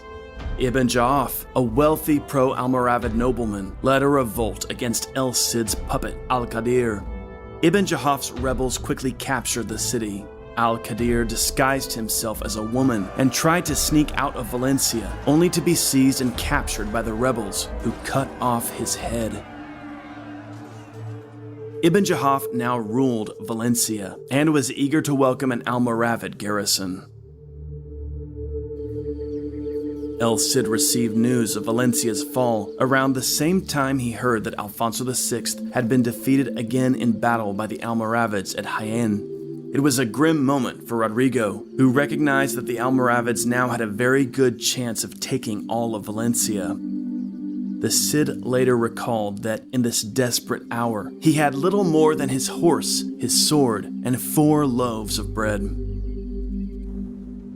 Quickly, the Cid besieged and captured the castle Cebolla, which guarded the road south to Valencia. Here, he was joined by Moorish fugitives from Valencia who'd been loyal to Al-Qadir. Heavily fortifying Cebolla, the Cid sent a letter to Valencia, demanding that Ibn Ja'af surrender the city to him. Ibn Ja'af replied that he would intercede with the Almoravids on Rodrigo's behalf, asking that he be shown mercy. El Cid's response was a solemn oath to recapture Valencia.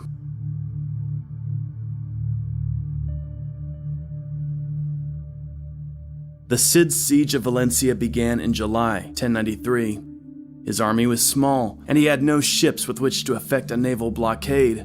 Rodrigo's strategy was to choke off supplies by ravaging the surrounding territory from his bases at Cebolla in the north and Benicadel, which he'd recently captured in the south. Many of the local castles were ruled by Moorish captains who'd been appointed by El Cid himself, and they remained loyal to the Cid now. The Cid spared many of the local farmlands, hoping to keep the loyalty of the peasantry. This worked, and Rodrigo's men remained well supplied with food. Meanwhile, the Almoravids were distracted in the western half of Al-Andalus, where they were busy subduing the powerful emirate of Badajoz. It appears that Yusuf underestimated Rodrigo's threat to Valencia.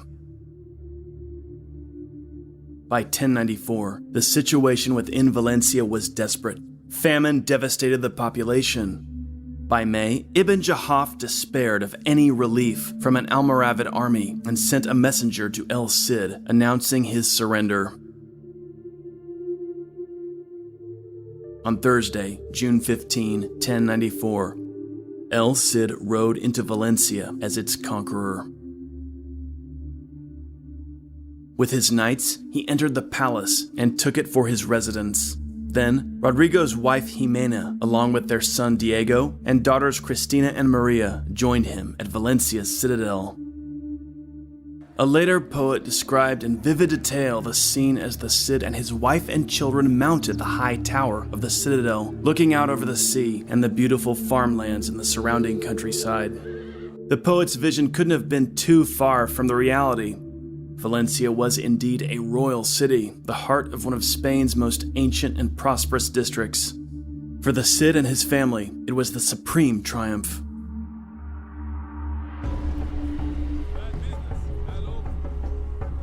Yusuf ibn Tashfin received the news of Valencia's fall with horror. Clearly, the great Almoravid ruler had underestimated the Cid. At once, Yusuf charged his nephew, Muhammad ibn Tashfin, with assembling a large force of Moorish troops from Morocco and Al-Andalus.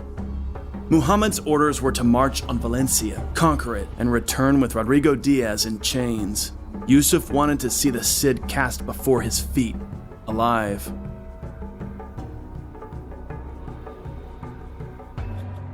Rodrigo Diaz had no delusions about his situation. At once, he set about securing Valencia and its surrounding castles and towns. Unfortunately for the Cid, his closest ally, King Sancho of Aragon, had died in June of 1094. The new King of Aragon, Sancho's son Pedro, met with El Cid at Borriana, where the two reaffirmed their alliance. However, Pedro was busy trying to finish the siege of Huesca, begun by his father, and was in no position to send much help to Valencia. Rodrigo even asked King Alfonso for help, and Alfonso agreed, though he was preoccupied battling the Almoravids in the west, near Badajoz. Alfonso dispatched a small Castilian force to help the Cid, but as it turned out, they wouldn't arrive in time. And thus El Cid was on his own. By now, he'd built around himself a fairly substantial following, including a close-knit core of the original Castilian warriors who'd been with him since before his exile. His following now included Muslim soldiers who'd gotten to know the Cid during his years overseeing Valencia, as well as many tough, wandering fighters from across Spain, and perhaps even beyond, men who lived by their wits and their swords, and who knew a good war leader when they saw one. Reports kept arriving at Valencia of the approaching Almoravid army, which was remarkably large. During this period, the Almoravids, who held vast lands in North Africa as well as almost all of Muslim Spain, could field the largest armies in the region. Without question, the Cid's small, motley force was vastly outnumbered by this approaching army under Muhammad ibn Tashfin, though we're uncertain by how much. Muhammad could be confident that this arrogant, localized warlord, Rodrigo Diaz, could offer no effective resistance. The mood was tense within Valencia. Mistrusting the local Moorish population, Rodrigo expelled many of the fighting-age men. His men confiscated weapons and tools of iron. By the end of October, the Almoravid army was arrayed before the walls of Valencia on a plain called Cuarte. This enormous force must have been a sobering sight for the Cid's men, gazing down from Valencia's walls. Later, poets imagined the Cid's wife and daughters terrified at the sound of the Almoravid drums. The author of the Historia Roderici recounts the scene with a vividness that indicates he may have been an eyewitness. The Almoravid army lay about Valencia for 10 days and nights. Every day they used to go around the city, shrieking and shouting with a motley clamor of voices and filling the air with their bellowing, and they often used to fire arrows at the tents and dwellings of Rodrigo and his soldiers. But Rodrigo, stout of heart as ever, comforted and strengthened his troops in a manly fashion and constantly prayed devoutly to the Lord Jesus Christ that he would send divine aid to his people. The Muslim chronicler Ibn al-Qama provides us with the most detail about the course of the battle and the Cid's battle plan. Rodrigo divided his army into 2 parts. The first, he dispatched from the main gate. Thinking that this division must have been led by Rodrigo himself, the Almoravids met the attack with full force. However, Rodrigo wasn't with this first force. Instead, the Campeador led a second, larger force through a minor gate out of the city, then moved around unseen to a position behind the Almoravid camp. While the Almoravids were engaged with the 1st Division of El Cid's army, the Cid himself stormed Muhammad's camp. The sudden appearance of a second Christian cavalry, ravaging and spreading chaos behind the Almoravid lines, sparked confusion among Muhammad's ranks. This allowed the first Christian force to gain the advantage, while the Cid himself led a devastating charge that broke the rear of Muhammad's army. Panic now spread through the Almoravid ranks, and many of the Moorish troops began to flee. This turned into a total rout, with the Cid's knights pursuing and cutting down the scattered enemy. Muhammad's army suffered considerable casualties. Rodrigo himself lost few men and captured the whole of the Almoravid camp, which was loaded with treasure. Once again, the Cid's men found themselves winning an unlikely victory, and once again, their reward was immense riches: gold, silver, textiles, horses, mules, and weapons. The Cid had won a major victory over the Almoravids at the Battle of Cuarte. News of the triumph spread throughout Spain and beyond. One Aragonese scribe even dated a charter in the year when the Almoravids came to Valencia, and Rodrigo Diaz defeated them and took captive all their troops. The Battle of Cuarte was the first battlefield defeat ever suffered by the Almoravids. It was a major morale booster for the Christians of Spain, who previously had feared that the Almoravids were unbeatable. Yusuf ibn Tashfin was stunned by the news of the Battle of Cuarte. He could scarcely believe that his nephew's vast, splendid army had been destroyed by this renegade Castilian, El Cid. He vowed to destroy this troublesome Christian and to bring Valencia under Almoravid rule. The Almoravids defeated, El Cid dealt harshly with the Moors who defied him in Valencia. He showed no mercy to Ibn Jahaf, who he burned alive. He seized all the wealth of Ibn Jahaf's faction and put it toward bolstering the defenses of his principality, which he knew would soon be attacked again by Yusuf ibn Tashfin.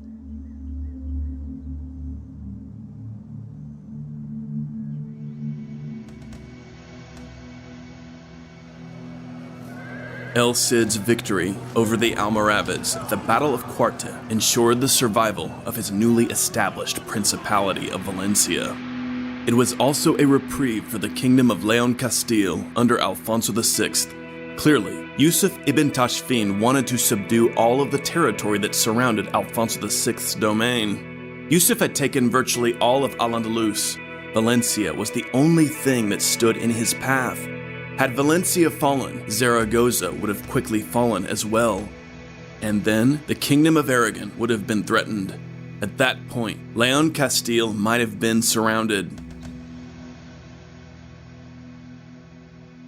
Nevertheless, El Cid's position was precarious. His territories were small and existed within the heart of Muslim Spain. He had a good relationship with the Emir of Zaragoza, But that could have easily changed, especially if Zaragoza felt the full power of the Almoravids on their doorstep. Rodrigo knew well that he had to act quickly to secure his position. King Alfonso VI of Leon Castile seems to have recognized the crucial role El Cid played in the struggle against the Almoravids. After Cuarte, the Cid's son and heir, Diego, traveled to Castile to serve in King Alfonso's military. By now, Diego was a strapping youth who'd benefited from his father's military training. No doubt Diego's position at Alfonso's court represented a prestigious opportunity for a young man of the warrior elite. The fact that El Cid's son now served King Alfonso indicates improved relations between Rodrigo and his old master. Historians disagree as to the relationship between the two at this point. Ramon Mendez Pidal believed that El Cid was nothing less than Alfonso's vassal, holding Valencia on behalf of the king. Richard Fletcher disagrees and feels that El Cid was acting as an independent ruler. We know a lot more about relations between El Cid and the King of Aragon at this time. The two drew together in an even closer alliance, guarding one another's castles and conducting joint military operations. King Pedro of Aragon's power increased considerably when he captured Huesca in November 1096, and he was now positioned to work closely with the Cid. Meanwhile, Yusuf ibn Tashfin continued to pressure the Christian kingdoms of Spain. He himself campaigned against King Alfonso VI while he dispatched his nephew, General Muhammad ibn Tashfin, to lead another army against El Cid and to take Valencia. At the close of 1096, King Pedro of Aragon joined El Cid for a conference at Valencia. Rodrigo and Pedro decided to combine their armies and march south, where they would reinforce the crucial frontier fortress of Benicadel in the foothills between Játiva and Denia. As El Cid and King Pedro marched south, they came dangerously near to Muhammad's advancing army. As usual, the Almoravids greatly outnumbered their Christian opponents. Arriving swiftly at Benicadel, the Cid and Pedro replenished the castle with supplies and weapons, and assigned additional men to the garrison. They then led their troops north along the Mediterranean coast, headed for Valencia. However, Muhammad's scouts had spotted the Christian army. The Almoravid general dispatched a messenger to his fleet, cruising along the coast, instructing them to sail north to Bahrain. Then, Muhammad rushed ahead swiftly with his army. Outpacing the Christians, the Almoravids occupied the high ground extending toward the sea, right in the path of Rodrigo and Pedro's cavalry. Muhammad had positioned his forces brilliantly. The Cid and his allies were outnumbered and surrounded. Arrow fire from the Almoravid ships could reach the Christians on the coast, while Almoravid horsemen threatened to charge from the opposite direction. Fear spread among the Christian troops, but El Cid rode up and down their lines, urging them to fight bravely. It was January 1097. The Historia Roderici records the Cid's words to his men on that day. "Listen to me, my dearest and closest companions. You must be strong and powerful in battle. Take a firm grip on yourselves. You must be fearless. Do not quail before the enemy numbers. Today, our Lord Jesus Christ will deliver them into our hands and in our power." The Cid and Pedro took a direct approach. Leading a vanguard of knights, they launched a fierce charge straight at the Almoravid army. As at Cuarte, the Cid used the Almoravids' dense numbers against them. Muhammad had not been expecting this, for his troops were caught off guard by the audacity of the attack. The ferocity of the initial charge caused the Almoravid vanguard to break. When the rest of the Almoravid army saw their companions retreating, fear took hold, and more divisions began to break. El Cid and Pedro seized the advantage, delivering charge after charge, quickly shattering Muhammad's army. So chaotic was the Almoravid retreat that many of Muhammad's troops drowned in the river. The Christians captured the entirety of the Almoravid camp.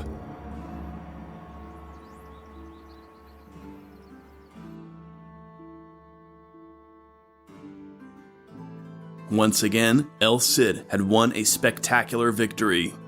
There's little doubt that the Cid's personal courage was a crucial factor in inspiring his men and his allies. Muhammad had the advantage of numbers, but the Cid's men believed in him, and by now, the Aragonese had come to believe in him as well. The Cid's knights were battle-hardened and battle-tested. The Battle of Bayren was the crowning triumph in what was, for many of them, a lifetime of fighting alongside Rodrigo Diaz. Possibly, the Cid's conduct during this battle was an inspiration to a noteworthy young man present for the occasion, King Pedro's younger brother, Prince Alfonso, who would one day be Alfonso the Battler, Aragon's celebrated warrior king. It seems that the young prince learned a thing or two that day as he fought beside Rodrigo Diaz, the Campeador, El Cid. El Cid and King Pedro marched together into Valencia, stirrup to stirrup, their men loaded down with plunder, and, as the Historia Roderici tells us, glorifying God with full-hearted devotion for the victory which he had given them. The triumph of Bayren was dimmed in August when bad news arrived at Valencia. King Alfonso VI of Leon Castile had been defeated by the Almoravids at the Battle of Consuegra. One of the men killed during this battle was Diego, Rodrigo and Jimena's only son. It was a heartbreaking moment for the Cid and his family. Historian Richard Fletcher wonders whether the Cid shows signs of becoming more ruthless and merciless in dealing with his enemies after the loss of his son. Having defeated 2 Almoravid invasions, Rodrigo now took the fight to the enemy. Gathering his army, the Cid marched against the Almoravid governor of Jativa, driving him from Murviedro on the coast and pursuing him to Almenara. The Cid besieged and captured Almenara in the autumn of 1097, then set himself to conquering Murviedro itself. Murviedro is a crucial castle, the strongest natural fortress on the coast of the Spanish Levant. During the Second Punic War, a Roman force had resisted Hannibal from this castle. Its name means Old Walls. Murviedro's position on a high, treacherous ledge made it impervious to assault. Thus, the Cid had to besiege the castle. The Moorish defenders appealed to Yusuf ibn Tashfin. For whatever reason, Yusuf sent no help. Perhaps he was loath to see another of his mighty armies destroyed by El Cid. The Cid's forces blocked all entry and exit from the castle, and at last, the defenders agreed to surrender. Rodrigo granted them 30 days to evacuate the stronghold, and many did depart during this time. However, when the Cid took possession of the castle in June 1098, those who had held out, the Cid rounded up and sent in chains to Valencia. Rodrigo gave thanks to God. With the conquest of Murviedro, his principality had gained a critical defensive position. He built a church there and in Almenara. For El Cid, 1098 was a year for attending to religious concerns within his principality. In his charters from the period, he styles himself Prince of Valencia and describes himself as fighting God's battles. He converted the great mosque of Valencia into a cathedral dedicated to Saint Mary, the Virgin, Mother of the Redeemer. He also collaborated with King Alfonso and Archbishop Bernard of Toledo in securing an archbishop for Valencia. Bernard recommended Jerome of Perigord, a French monk who had already served at Toledo. Rodrigo welcomed Jerome in 1098 and collaborated closely with him in endowing and restoring the Valencian church. Rodrigo showed himself eager to align himself with the papacy and its latest reforms. In keeping with this, Jerome traveled to Italy to be consecrated bishop by Pope Urban II, the pope who'd launched the First Crusade. It's noteworthy that by the time El Cid was re-establishing the Latin Church in Valencia in 1098, the army of the First Crusade was winning victories in Syria, recapturing the ancient Christian bishopric of Antioch. During this period, when the Cid was issuing charters and founding churches, we get a glimpse into his inner circle. His important men stood as witnesses, and their identities come down to us as a list of names: Ramiro, Nuno, Rodrigo, Martin, Diego, Fernando, all common enough names in late 11th century Latin Christian Spain. Who were these men? We know only that these were the men most trusted by the Cid, men who certainly fought alongside him in the thick of battle. These men were fighters, but also administrators, counselors, those who carried out the work of government. By 1099, the Cid had carved out a principality within the heart of Moorish Spain. He'd taken Valencia, the most important gain of the Reconquista since the capture of Toledo, and he'd secured a network of surrounding castles and towns. It was that year, at the height of his triumph, that Rodrigo Diaz, El Cid, died in his bed in the citadel of Valencia on July 10, just 5 days before the army of the First Crusade, far away in Palestine, captured the holy city of Jerusalem. He was around 56 years old. Like the men of the First Crusade, Rodrigo was an adventurer, a daring warrior who fought for God, glory, and wealth. In this rugged, warlike era, there was no contradiction in this. This was an age when warriors prayed to God for victory and considered the wealth and booty they won a gift from heaven. El Cid was both committed to his own power and committed to the Christian cause. His own charters describe him as fighting God's battles, and the Historia Roderici recalls his invocations to the Lord as he prepared his men to enter the fray. Today, El Cid is sometimes described as a knight of the two worlds, indicating that he was comfortable fighting both for Muslim and Christian rulers. There is some truth to this, but it's also reasonable to describe El Cid as a proto-crusader, a warrior adventurer who battled the Moors and established Christian rule in the territories he conquered. The Cid spent some time as a mercenary captain in service to the Emir of Zaragoza, but above all, he viewed himself as a Castilian and as a Christian. Alfonso VI he revered as his sovereign, even when his sovereign banished him. Most noteworthy, the Cid did not hesitate to raise the cross as the symbol of his rule in every city and castle that he seized. Valencia's Grand Mosque he converted into a cathedral, and he established relations with the Pope to ensure that his principality was incorporated into the Latin Church. The Cid was a Christian ruler, and he ruled as one. Even a Muslim chronicler from the period recalls El Cid as stating, "A Rodrigo lost this peninsula, another Rodrigo shall save it." The Cid was referencing the defeat of the Visigothic king Roderick in battle against the Arab conquerors of Spain in 711. The Cid was certainly comfortable forming alliances with Muslim princes, but this is true of most crusaders throughout the period.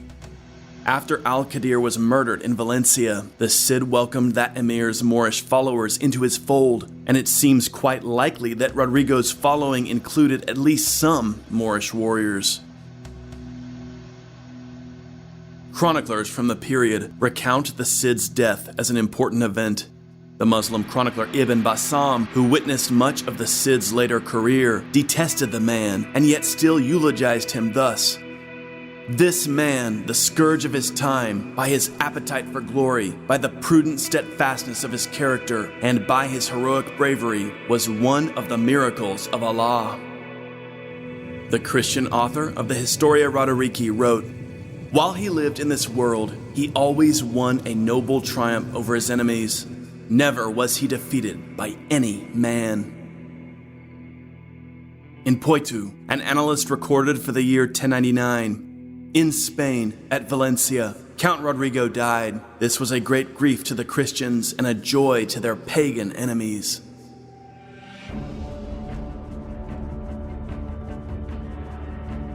And that raises the question, with the Cid gone, would his principality survive?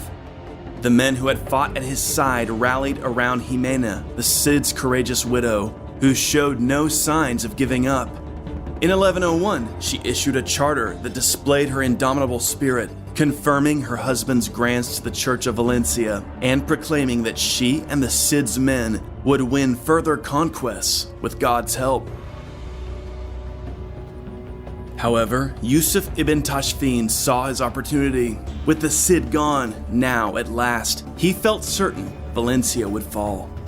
In the late summer of 1101, an enormous Almoravid army arrived before Valencia and laid siege to the city.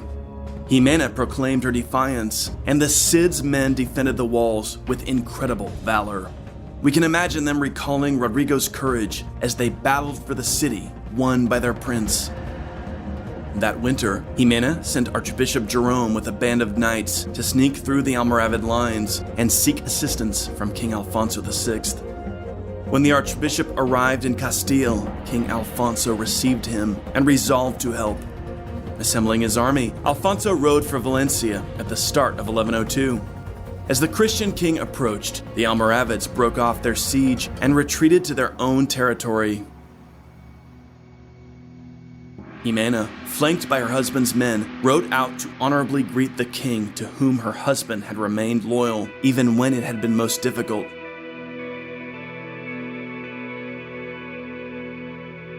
King Alfonso VI had not always treated the Cid fairly, but now, with Rodrigo gone, the king dealt most honorably with his old general's legacy.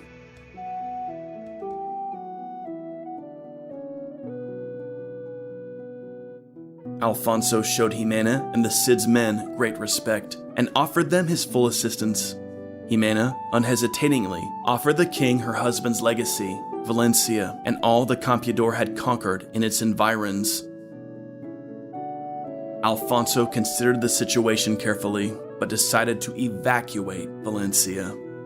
The city was too remote from the Christian territories of Spain and too vulnerable to Almoravid attack. Indeed, Alfonso felt that without Rodrigo, Valencia could not be held. Perhaps he was right. He informed Jimena of his decision, and she accepted it as the word of her king. Alfonso ordered that the Cid's remains be carried back with every honor, back to the land of his fathers. Jimena supervised the preservation of her husband's legacy. Throughout April 1102, preparations were made for the departure. The booty of war, weapons, household furnishings, and textiles were packed up, along with the sacred treasures of the cathedral and the charters and legal documents, all to be preserved for someday when, as all Castilians believed, Valencia would be taken again by the Christians. Most important of all, Jimena and the Cid's knights prepared the body of Rodrigo for the long journey west. Then, escorted by King Alfonso and his army, Jimena, her daughters, and the Cid's men departed Valencia, returning once again to the land of the castles, Castile, where Rodrigo had been born. As he departed, Alfonso burned Valencia to the ground, determined to leave nothing that would be of use to the Moors.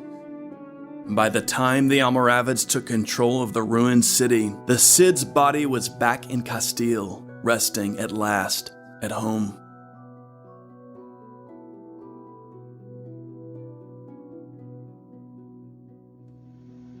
El Cid's conquest proved ephemeral, but his legend endured. In his own life, he was considered an almost superhuman hero, but after his death, his legacy only grew. By the 12th century, he was idealized not only in Spain, but across Latin Christendom as the perfect knight. The beautiful epic poem El Cantar de mi Cid, the Song of My Cid, which contains little history but an abundance of fantastical legend, was recited and relished in courts across Europe, enshrining the Cid as the chivalric ideal. Nevertheless, beneath the legend lies the historical reality of a remarkable man who conquered a kingdom with little more than his wits, his sword, and a band of committed followers. In terms of the Reconquista, he played a crucial role. Although his conquests didn't endure, the Cid stood in the way of the Almoravids at a time when Yusuf ibn Tashfin was undefeated. What if the Cid hadn't been there? What if Valencia had been absorbed immediately into the Almoravid Empire? Would Leon Castile have been next? Perhaps the Cid was the right man at the right time, who triumphed just long enough to change history. Church on a hill in a grove, below skies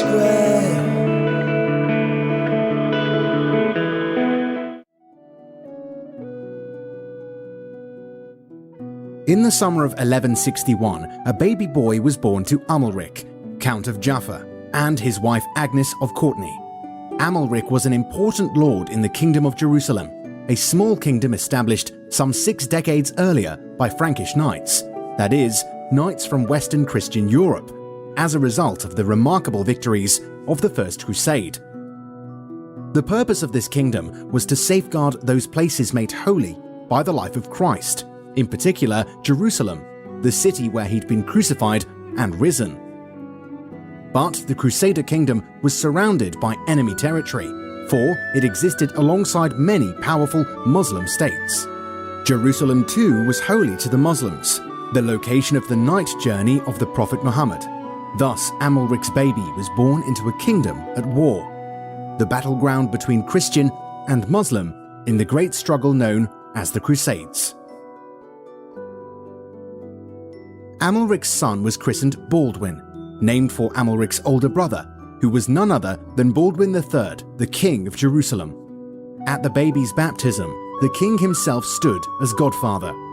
Apparently, the king joked that for a christening gift, he would like to give his little nephew the Kingdom of Jerusalem. At the time, this must have seemed unlikely, for Baldwin III was young and newly married to a beautiful Byzantine princess. However, 2 years later, King Baldwin III would unexpectedly die childless, and his brother Amalric would become the new king. As Baldwin III's only brother, Amalric was the undisputed heir to the throne of Jerusalem, and yet the lords and clergy of the High Court would not confirm Amalric unless he put aside his wife, Agnes. This was not because Agnes was unqualified to be queen. She was daughter of Jocelyn II of Edessa and belonged to one of the kingdom's most prestigious families. But her family had lost their ancestral lands in 1144 when the county of Edessa was conquered by the powerful Turkish ruler Zengi of Mosul. Could it be that the High Court was concerned that Agnes, should she become queen, might use her influence to expand her family's power at the expense of the traditional noble houses of Jerusalem? Scholars aren't sure, but there's no question. To become king, Amalric had to agree to have his marriage with his wife annulled.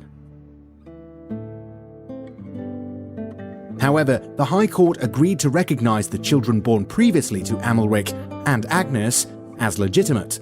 This meant that 2-year-old Baldwin was now in line for the throne, as was his older sister, Princess Sibylla. Baldwin saw little of his mother. After her separation from Amalric, Agnes would have only encountered her son on public occasions. He saw little of his sister as well, for Sibylla was sent to be educated at the monastery of Bethany, where her great-aunt Giovetta was abbess. When Prince Baldwin was 6, his father married again. The king's new bride was Maria Comnena, a princess from the imperial family of the Byzantine Empire, but there's little evidence of any close relationship between Queen Maria and her stepson. King Amalric wanted to ensure that his son had the best possible education, and so he appointed as the boy's tutor William, Archdeacon of Tyre, one of the most learned men in the kingdom. It was William who first identified illness in young Baldwin. In his chronicle, William recounts with sadness how he came to suspect that Baldwin had leprosy.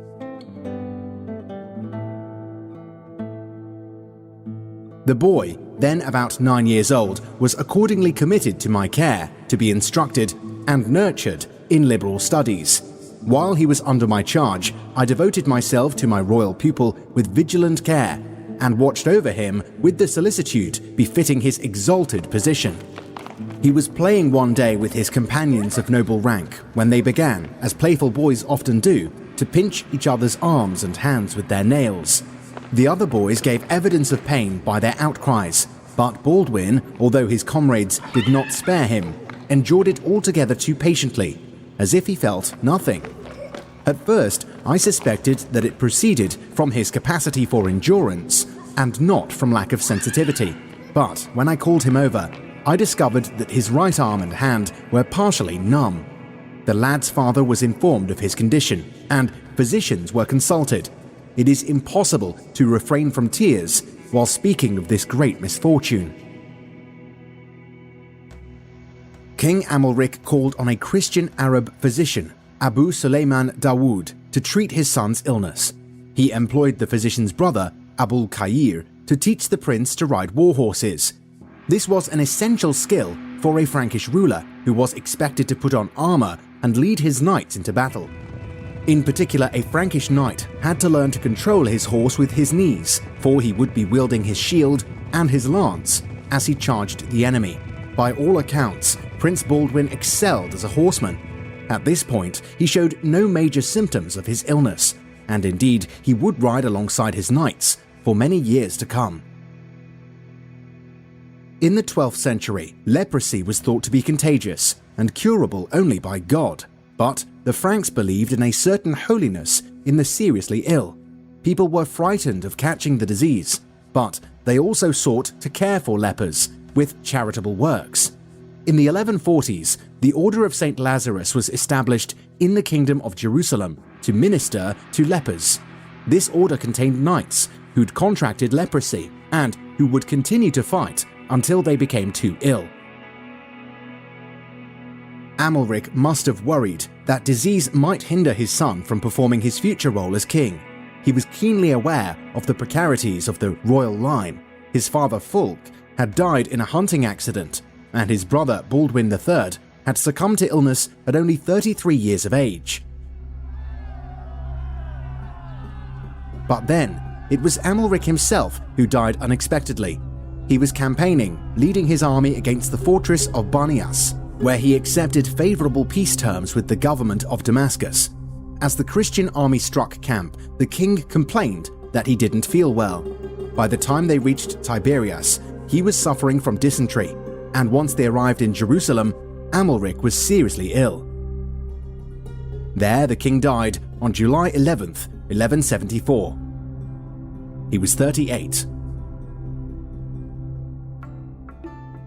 At the death of the king, the High Court convened, bringing together all the important lords and clergymen of the kingdom. Prince Baldwin was endorsed unanimously as the new king of Jerusalem. This was no mere formality. The High Court was the most important governing body in the Kingdom of Jerusalem. All members of the High Court, the king included, had to abide by its decisions. It was not yet certain that Baldwin had leprosy. He had early symptoms of the disease, but showed no outward manifestations or disabilities associated with the illness. Baldwin was 13 when he took the throne. He was crowned on Monday, July 15th, 1174. This date was chosen intentionally, as it marked the 75th anniversary of the Crusader conquest of Jerusalem in 1099. The crown was placed on the boy's head by the patriarch, and he was enthroned in the Church of the Holy Sepulchre as Baldwin IV, sixth Latin king since the founding of the kingdom. William of Tyre must have beamed with pride at this moment. In his chronicle, he offers a memorable portrait of the new monarch. He was comely of appearance for his age, and far beyond the custom of his forefathers, he was an excellent horseman and understood the handling of horses. He had a very good memory and loved conversation.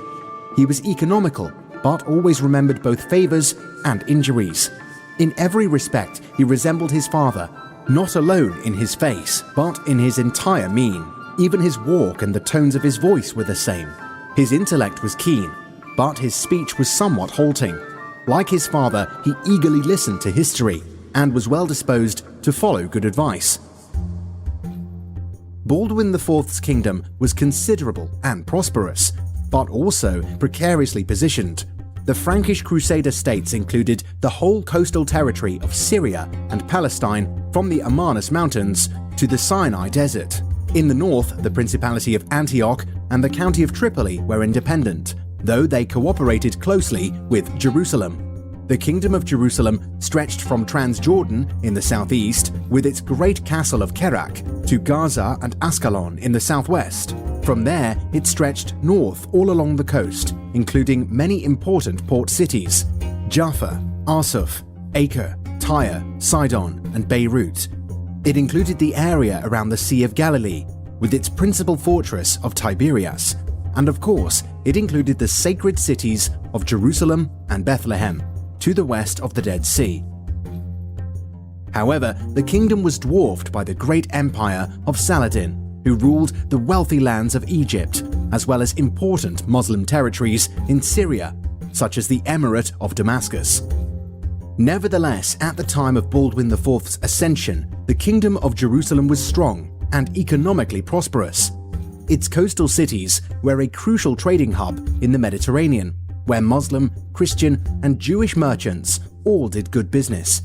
Members of all faiths lived well within Crusader territory, practicing their own rites and governing their own affairs, so long as they maintained allegiance to the Frankish kings. Castles along the eastern and southern frontiers protected the territory from invasion, but there were vulnerabilities in the kingdom's defenses, especially when facing an enemy as powerful as Saladin. Recently, Saladin had emerged as the most substantial antagonist of the Crusaders.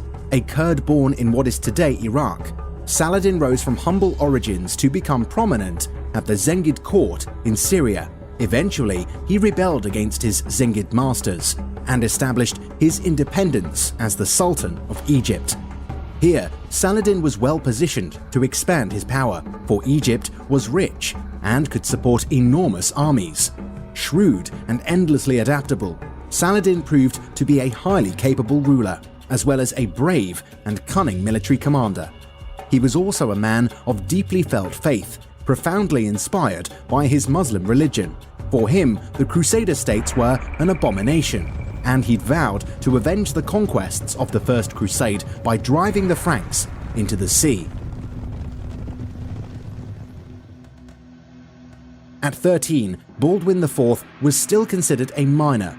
The High Court appointed a regent to govern until the king turned 15, Raymond III, Count of Tripoli. A relative of Baldwin's, Raymond was a powerful lord in the kingdom, married to the Princess of Galilee, whose lands he held as well as his own county of Tripoli. William of Tyre leaves behind a vivid description of him. He was a slight-built, thin man. He was not very tall, and he had a dark complexion. He had straight hair of a medium color and piercing eyes. He carried himself stiffly. He had an orderly mind, was cautious, but acted with vigor. He was restrained in his eating and drinking, and although he was liberal to strangers, he was not so affable toward his own men. When Raymond became regent, Baldwin's mother Agnes also returned to court, while the late Amalric's wife Maria retired to her fief at Nablus. Agnes began to wield considerable influence at her son's court. Having been absent from her son's life, Agnes tried to build a relationship with Baldwin. Historian Bernard Hamilton says, Baldwin no doubt welcomed the presence of his attractive and capable mother, who was genuinely concerned about his health and whom he could trust to take charge of his household efficiently. Given the circumstances of his childhood, his relationship with her must have been more like that between nephew and aunt than between son and mother. It was during this period that William became Archbishop of Tyre, appointed by Raymond in 1174. Also, Agnes gave the archbishopric of Caesarea to a clergyman called Heraclius. The chronicler Ernul says that Heraclius was her lover, and this sensational story has become widely known, but it's impossible to verify and originates with one of Agnes's political enemies. Meanwhile, Saladin continued to expand his power. Ever since the death of his greatest rival, his old master Nur ad-Din of the Zengid dynasty, Saladin chipped away at Zengid holdings in Syria. After seizing Damascus, Saladin went to war with Gumushtakin, who ruled Aleppo on behalf of Nur ad-Din's son As-Salih. He captured Homs from the Zengids, as well as Kafartab and Marat an-Numan. At last, Saladin agreed to a truce with the Zengids, but Aleppo seemed liable to fall eventually into the Sultan's power.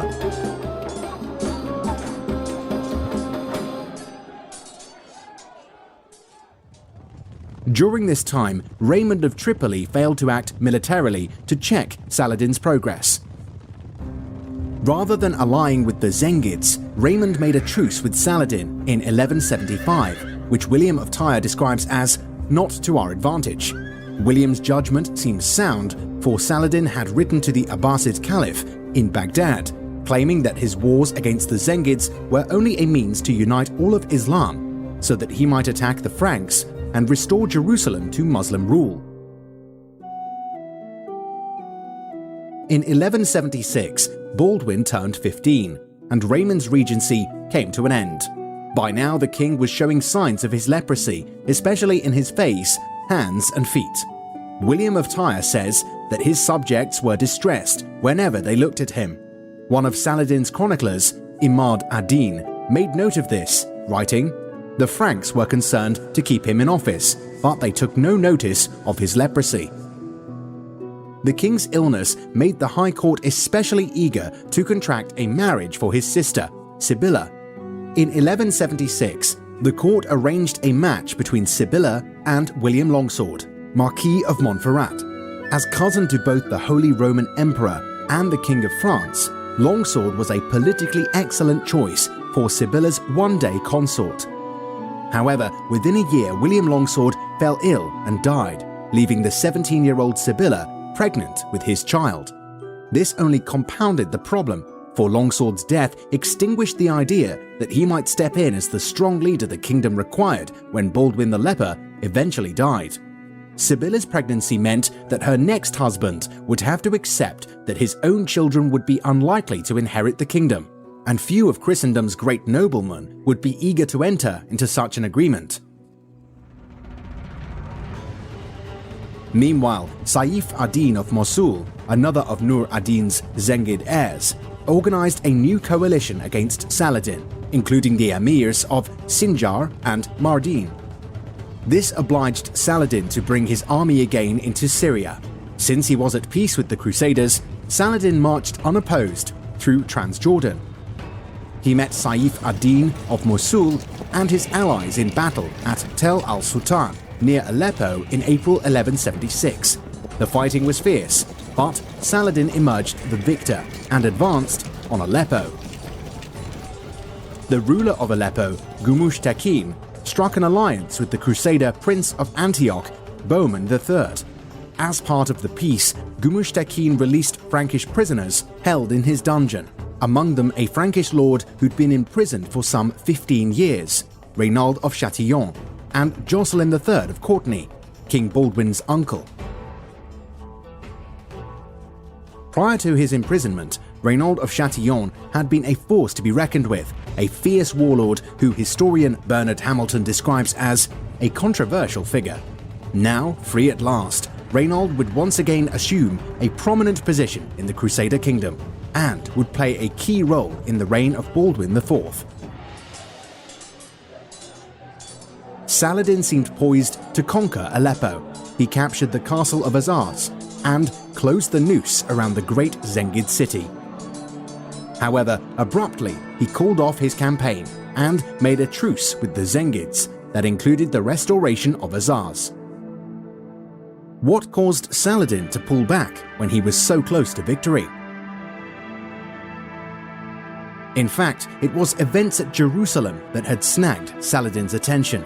For, on July 15th, 1176, Baldwin the Leper officially attained his majority and acquired full powers as King of Jerusalem. One of the young king's first acts as an independent ruler was to refuse to renew Raymond of Tripoli's peace treaty with Saladin. A new era was beginning. Baldwin the Leper would not maintain the restrained policies of his regent. He wanted to take the fight to the enemy. Baldwin was about to make a bold move that would surprise even Saladin. To help execute his policy, Baldwin appointed as seneschal his uncle, Jocelyn of Courtenay, a competent, intelligent man who was absolutely loyal to the young king. Baldwin's new government immediately curbed Saladin's ambitions. The Sultan had to stop trying to conquer Aleppo and instead had to make peace with the Zengids. However, while marching back from Aleppo, Saladin attacked the assassin fort of Masyaf. The Sultan was determined to destroy this mysterious order, for recently they'd made an attempt on his life. Chillingly, the attempt was made by Mamluks, thought to have been absolutely loyal to the Ayyubid dynasty. The Sultan was concerned that the assassins had infiltrated other ranks among his inner circle, and he perhaps thought the only way to eliminate the threat was to destroy them completely. On August 1st, 1176, King Baldwin IV assembled the Jerusalem army, joined with Count Raymond's force from Tripoli, and raided Saladin's territory around the Bekaa Valley. Saladin's nephew, Turan Shah, assembled an army and tried to interrupt the Frankish raid, but the young king defeated him soundly at the Battle of Baalbek. Saladin got word of this disaster and immediately abandoned his campaign against the assassins. Once more, the young Baldwin was interfering with his plans. These two summer campaigns, including a battlefield victory against the Ayyubids, amounted to Baldwin IV's first experiences at war. Surely the king relied on the knowledge of his veteran commanders, but it was an impressive debut for the teenage monarch. Baldwin refused to allow his disease to inhibit him, taking the field with his men and leading from the saddle, a sword in his grasp and an iron helmet on his head. Meanwhile, famine in Syria forced Saladin to retire with his army to Egypt. Baldwin took the opportunity to strike an alliance with the Byzantine emperor. The agreement established Manuel as the overall protector of Eastern Christendom, making him overlord of the Crusader states. Saladin watched all these developments carefully. He constructed a navy and began to strengthen the defenses of his chief cities in Egypt. In the spring of 1177, King Baldwin made Reynold of Chatillon his fourth greatest vassal by granting him the hand of Stephanie of Milly, heiress to the frontier territories of Transjordan, including the great desert castle of Kerak. From here, Reynold could harass Saladin's supply lines between Damascus and Egypt. Saladin's correspondence from this time is filled with complaints of his difficulties in transporting men and provisions between Syria and Egypt. Reynold was clearly a man trusted by Baldwin. Like Baldwin, Reynold understood that the key to reducing Ayyubid power was to disrupt Saladin's ability to secure both Egypt and Syria simultaneously. If Saladin were allowed to continue to expand his Syrian power, especially by capturing Aleppo, Jerusalem would come under grave threat. Thus, Reynold from his castle of Kerak became a thorn in Saladin's side. William of Tyre disliked Reynold, but still described him as a man of proven loyalty and unusual steadfastness of character. Then, in August of 1177, Count Philip of Flanders, one of the most powerful men in Christendom, arrived with his army at Acre. Like many Westerners, Philip came as a crusader and as a pilgrim. He intended to visit the holy shrines and to join the Knights of the Crusader states in a campaign against the Muslims.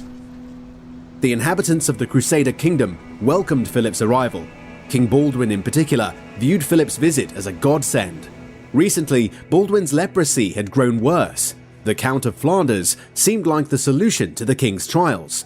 Baldwin offered the Count his very kingdom, requesting that Philip take on the burden of the crown and the defense of Jerusalem.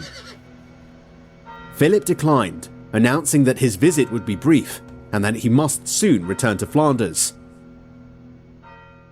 Baldwin therefore asked that the Count join him in invading Saladin's power center of Egypt. Philip refused this as well, desiring instead to help Bohemond of Antioch on the Syrian front. Disappointed, King Baldwin nevertheless tried to bolster the Count's efforts and reinforced Philip's army with 100 knights and 2,000 infantry. It must have been difficult for the young leper king when the great Count of Flanders marched north. Count Philip joined Raymond III of Tripoli and Bohemond III of Antioch for an assault on the Syrian fortress of Harim. From Egypt, Saladin monitored all this. The Sultan understood that it was in his interest to eliminate this new power in Jerusalem as quickly as possible. In the autumn of 1177, with the bulk of the Crusader forces campaigning to the north in Syria, Saladin seized the opportunity. He assembled the full strength of his Egyptian forces. So large was the Sultan's army that its supply needs caused food prices to skyrocket in Egypt. The chronicler William of Tyre insists that Saladin fielded 26,000 cavalry.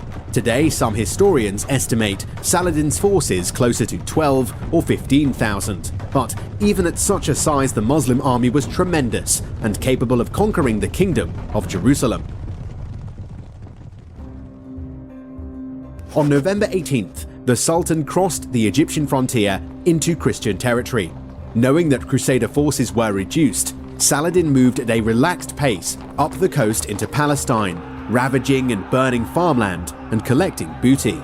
Grandmaster Otto of Saint-Amand assembled the Knights Templar at their fortress of Gaza, but Saladin bypassed the Templar stronghold and drove for Ascalon, one of Jerusalem's key coastal cities. Meanwhile, King Baldwin gathered the few troops available to him. Joining the king were leading barons Baldwin of Ramla and Balian of Ibelin, as well as Renan of Châtillon. The Crusaders had with them their most precious relic, the true cross believed to be wood from the very cross of Jesus, carried by Bishop Albert of Bethlehem. Altogether, the young king's cavalry was composed of only around 450 knights and a few thousand infantry. The Sultan approached Ascalon on November 24th. Baldwin knew himself to be dangerously outnumbered and so retired behind the city's walls. Now fully confident that Baldwin could not challenge him, Saladin dispatched raiding parties inside the countryside. Some Muslim contingents reached the very walls of Jerusalem itself. News of the Sultan's marauding troops spread fear throughout the kingdom. In Jerusalem, the citizens hid in the Tower of David, while the inhabitants of Ramla abandoned their city to take refuge in the fortified port of Jaffa or at the castle of Mirabel. However, King Baldwin was determined to resist Saladin. He dispatched a message summoning the Templars from Gaza. Soon, Grandmaster Odo of Saint-Amand rode up before Ascalon with around 80 Templar knights. Bolstered by the Templars, King Baldwin led his army out of Ascalon to seek battle. They marched up the coast to Ibelin and then swung inland. On November 25th, King Baldwin and his knights advanced on the enemy. Saladin was surprised to learn that the Christians were approaching. The Sultan was in the middle of moving his army across a ravine near the castle of Montgizard, a few miles southeast of Ramla. At once, Saladin ordered the beating of war drums, the signal for his troops to reassemble. The Muslim troops scrambled to array themselves for battle. Arab chronicler Ibn al-Athir records the scene. The next thing they knew, the Franks were upon them with their battalions and their champions. Saladin only had a part of his army, since many of his men had dispersed in search of booty. When he saw the Franks, he stood firm with the men he had. Although King Baldwin had effectively achieved surprise, Saladin had time to get a good portion of his army into position. Ibn Shaddad, one of Saladin's closest servants and his biographer, tells us that the Sultan himself later explained the situation to him. The Muslims had drawn up for battle, and when the enemy approached, some of our men decided that the right wing should cross to the left, and the left cross toward the center, in order that when battle was joined, they might have at their backs a hill known as Ramla land. While they were occupied in this maneuver, the Franks charged them. William of Tyre also indicates that Saladin managed to achieve some level of battle readiness. He writes, "The enemy's forces, who had ventured some distance away to seek booty, began to arrive from different directions, a circumstance which greatly increased Saladin's strength." William of Tyre next describes the start of the clash. The ranks of fighters on both sides now gradually approached each other, and a battle ensued, which was at first indecisive, but the forces were very unequal. The Christians, however, strengthened by the grace shed upon them from on high, soon began to press on with ever-increasing boldness. Saladin's lines were broken, and, after a terrible slaughter, forced to flee. As both William and Ibn Shaddad point out, it was the charge of the Christian cavalry that shattered Saladin's lines. a pilgrim present for the battle, later recounted to the Dean of London the attack led by the Grand Master of the Templars, Odo of Saint-Amand. He took himself into battle with his men, strengthened by the sign of the cross. Spurring all together as one man, they made a charge, turning neither to the left nor to the right. Recognizing the battalion from which Saladin commanded, they manfully approached it, immediately penetrated it, incessantly knocked down, scattered, struck, and crushed. Saladin's Mamluk bodyguards, wearing yellow silk over their breastplates, were slain almost to a man. The Sultan himself was nearly killed by the charge of the Templars, but he managed to mount a racing camel and rush away to safety with only a few companions. The Battle of Montgisard was a great triumph for King Baldwin IV. The Crusaders chased down the fleeing enemy, slaying them all the way to a nearby marsh. The pursuit lasted into the night. Crusaders hunted down the remnants of Saladin's army for miles. William of Tyre writes that, "The king went back to Ascalon, where he awaited the return of his forces who had pursued the fugitives by different routes. Within 4 days, they had all arrived, loaded with plunder, carrying tents and driving before them slaves, troops of camels and horses. They came, according to the words of the prophet, as men rejoice when they divide the spoil." In their rush for safety, the Muslim survivors abandoned booty, prisoners, and weapons. Saladin's own journey across the Sinai Desert was perilous, with Bedouin harassing him and his almost defenseless companions. The flight was particularly difficult as violent storms raged for 10 days, causing many fugitives to get lost, only to be captured by Crusaders a few days later. William of Tyre recalls, "Many, in their ignorance of the localities and thinking that they were on the way home, presented themselves in our villages, either to travelers or to those who were hunting them." On reaching the Egyptian frontier, Saladin dispatched messengers on camels to Cairo, assuring any would-be rebels that he was alive. Once at Cairo, he used carrier pigeons to proclaim his survival throughout Egypt. Nevertheless, the defeat was extremely humiliating for the Sultan, and his prestige was damaged in the eyes of both his subjects and his enemies. King Baldwin and his men had achieved a great victory. Saladin's casualties were immense, with only about 10% of his forces managing to escape. As a result, the Kingdom of Jerusalem was saved. That a small army of Crusaders and Templars, led by a 16-year-old leper, achieved all this is truly remarkable.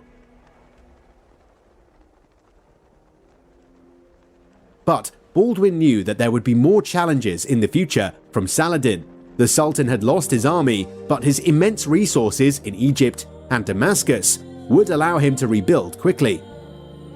To prepare, the king began in October of 1178 to build a new castle at Jacob's Ford in the Jordan River between Lake Huleh and the Sea of Galilee. In this project, Baldwin collaborated with the Knights Templar, who already held an important castle at Safar and were often charged with guarding vulnerable frontier positions.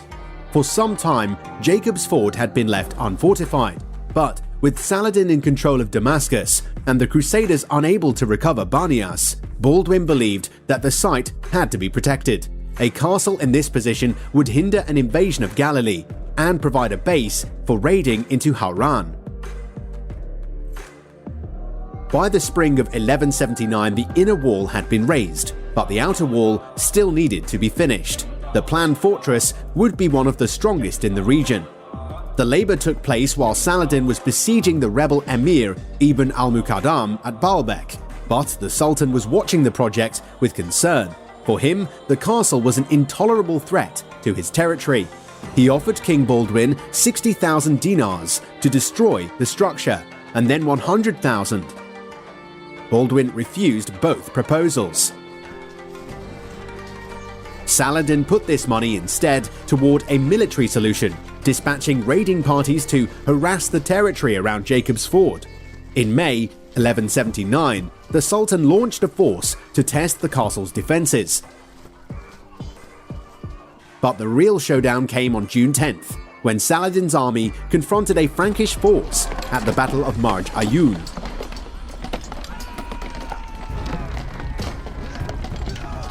The battle took place between the Leontes River and the Upper Jordan, northwest of Magyars. Saladin opened the campaign by situating his army at Magyars. From here, he dispatched raiding parties to burn the villages to the east of Sidon. King Baldwin assembled his army and marched to relieve the threatened district. The Christians set out from Tiberias toward the Templar castle of Safad, to Toron, and then to the eastern flank of the coastal plain overlooking Magyar.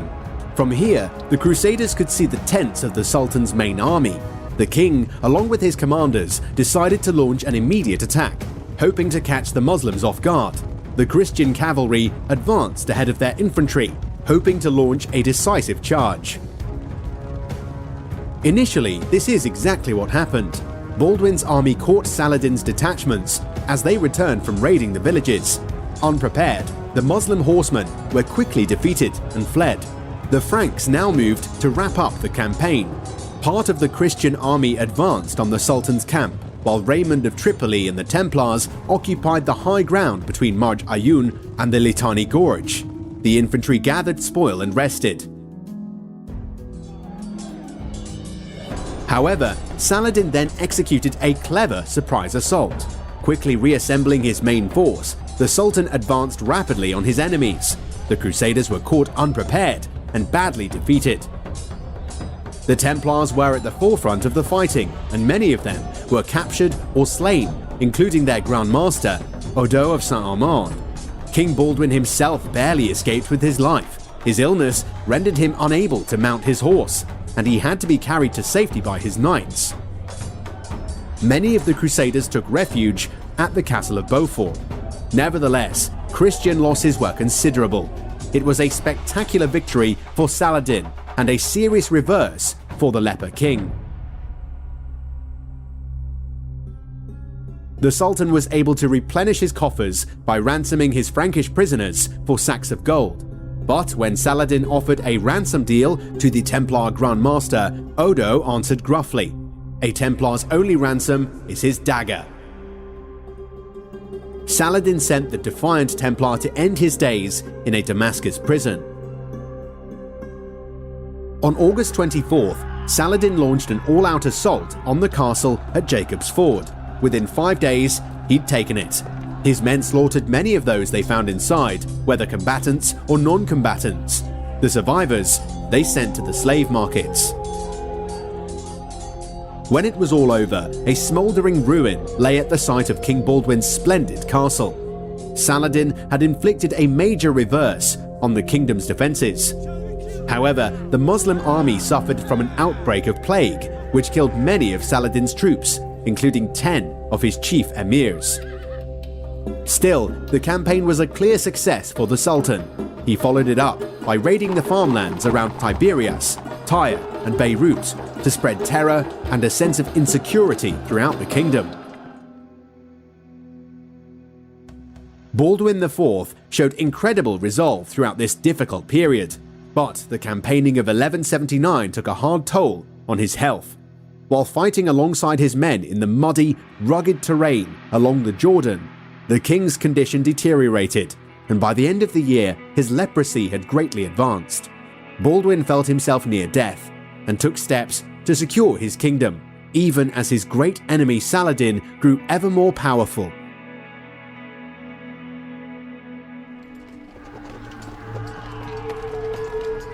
The destruction of the castle at Jacob's Ford was a damaging blow, but at the start of 1180, King Baldwin IV's health was of greater concern. The king's leprosy had advanced, his disabilities multiplied. Only 19, he felt death approaching and wanted to secure the future of his kingdom. To do this, Baldwin sought a suitable husband for his sister and heir, Princess Sibylla. So far, he'd been unsuccessful, even after propositioning many leading noblemen in France. However, Sibylla herself was fond of a young Poitevin knight already at court, Guy of Lusignan. Guy was not without connections. His older brother Aimery, the future constable of Jerusalem, was a close ally of King Baldwin's mother Agnes. Agnes suggested Guy as a match for the princess. Years of negotiations with the leading noble houses of France had produced no husband, but Guy was already in Jerusalem and came from a proud lineage of committed crusaders. He was young, healthy, and a gallant knight, and what's more, Sibylla was already taken with him. Baldwin trusted his mother and took her advice. William of Tyre disapproved of the marriage. He writes, "But without wanting to consider that too much haste spoils everything, the king, for reasons of his own, suddenly married his sister to a young man of fairly good rank, Guy of Lusignan, son of Hugh the Brown from the Diocese of Poitiers." Baldwin's decision to marry his sister to Guy surprised many members of the High Court. However, it was particularly difficult to find a match for Sibylla, given that she already had a son, 3-year-old Prince Baldwin, who was next in line for the throne. Anyone marrying Sibylla had to accept that his own children would be unlikely to inherit the kingdom. But this was no hasty decision on Baldwin's part. The Leper King had reliable information that Raymond III of Tripoli and Bohemond III of Antioch were conspiring to seize power in Jerusalem. By this, Raymond and Bohemond planned to wed Sibylla to a husband of their own choice. In addition, Guy's father was a vassal to Henry II, the Angevin king of England. Baldwin himself was descended from the Angevins, and King Henry was fast becoming the most powerful ruler in the West. By selecting a husband for Sibylla from the Angevin camp, Baldwin hoped to increase Henry II's investment in the Crusader kingdom. The popular idea today that Sibylla was a silly girl in love, Guy a blundering newcomer, and Baldwin an ailing king fooled by his manipulative mother does not stand up to historical scrutiny. Baldwin's decision shows careful consideration. His sister Sibylla had been educated to rule, and Guy's brother Amalric had been an effective and useful servant of the crown. Nevertheless, Baldwin would eventually regret his choice for a brother-in-law. Prior to 1180, no serious divisions existed within the kingdom. However, the conspiracy of Raymond and Bohemond, followed by the wedding of Sibylla and Guy, solidified a fault line running through the kingdom's ruling elite. On the one side was King Baldwin, his mother, his uncle Jocelyn, Sibylla and Guy, and Raynor of Chatillon, essentially a faction of the king's maternal family. On the other side were Bohemond III, Raymond III, the Ibeline family, and the Dowager Queen Maria Comnena, representing the king's paternal kin. King Baldwin was keenly aware of this division and knew that it threatened the very existence of his kingdom. He was committed to remaining in office until this division could be healed. In the late spring of 1180, King Baldwin sought a 2-year truce with Saladin. Saladin was happy to oblige, for the Seljuk Turks, led by Sultan Kilij Arslan II, were growing in power, and Saladin wanted to check that power. Saladin was also anxious to avoid attracting the intervention of the Byzantine Emperor Manuel. Meanwhile, Baldwin worked to stabilize the situation within his kingdom. To prevent his rivals from advancing his younger sister Isabella as an alternative heir to Sibylla and Guy, the king betrothed Isabella to Humphrey IV of Turon, 15-year-old son of the late constable, in October of 1180. The marriage could not take place until Isabella turned 12, and so the little princess was sent to live at the frontier fortress of Querac with her future mother-in-law Stephanie of Milly, wife of Reynaud of Chatillon. Here, Isabella would be securely within the power of the king's faction. It was also around this time that the new Grand Master of the Templars reached Jerusalem. He was Arnold of Torroja, a Catalan veteran of the Crusades in Spain. Arnold had been the nominee of Pope Alexander III, who was concerned about the Holy Land and wanted an independent but experienced man in charge of the Templars. Also around this time, the Byzantine Emperor Manuel died. William of Tyre writes, Manuel Reynald, the illustrious emperor of Constantinople, of immortal memory, the most munificent of all the princes of the land, laid aside the burden of the flesh and rendered his soul to heaven. His memory will ever be held in benediction by all the assembly of the saints because of his alms and liberal benefactions. Baldwin continued to work to strengthen his kingdom. Throughout 1181, he associated Sibylla and Guy with himself in royal edicts, enforcing their status as heirs to the throne. Meanwhile, as the truce with Saladin drew to a close, the High Court sought to heal the divisions between King Baldwin and Count Raymond III. The king agreed to this if Raymond would be reconciled to Guy of Lusignan. The count gave his assent to these terms, and Guy and Raymond began to take their place together at the meetings of the High Court. The dangerous factionalism seemed healed, while Baldwin, despite his disease, continued to govern the kingdom very effectively. However, Guy of Lusignan remained unpopular with many of the kingdom's high-ranking nobles.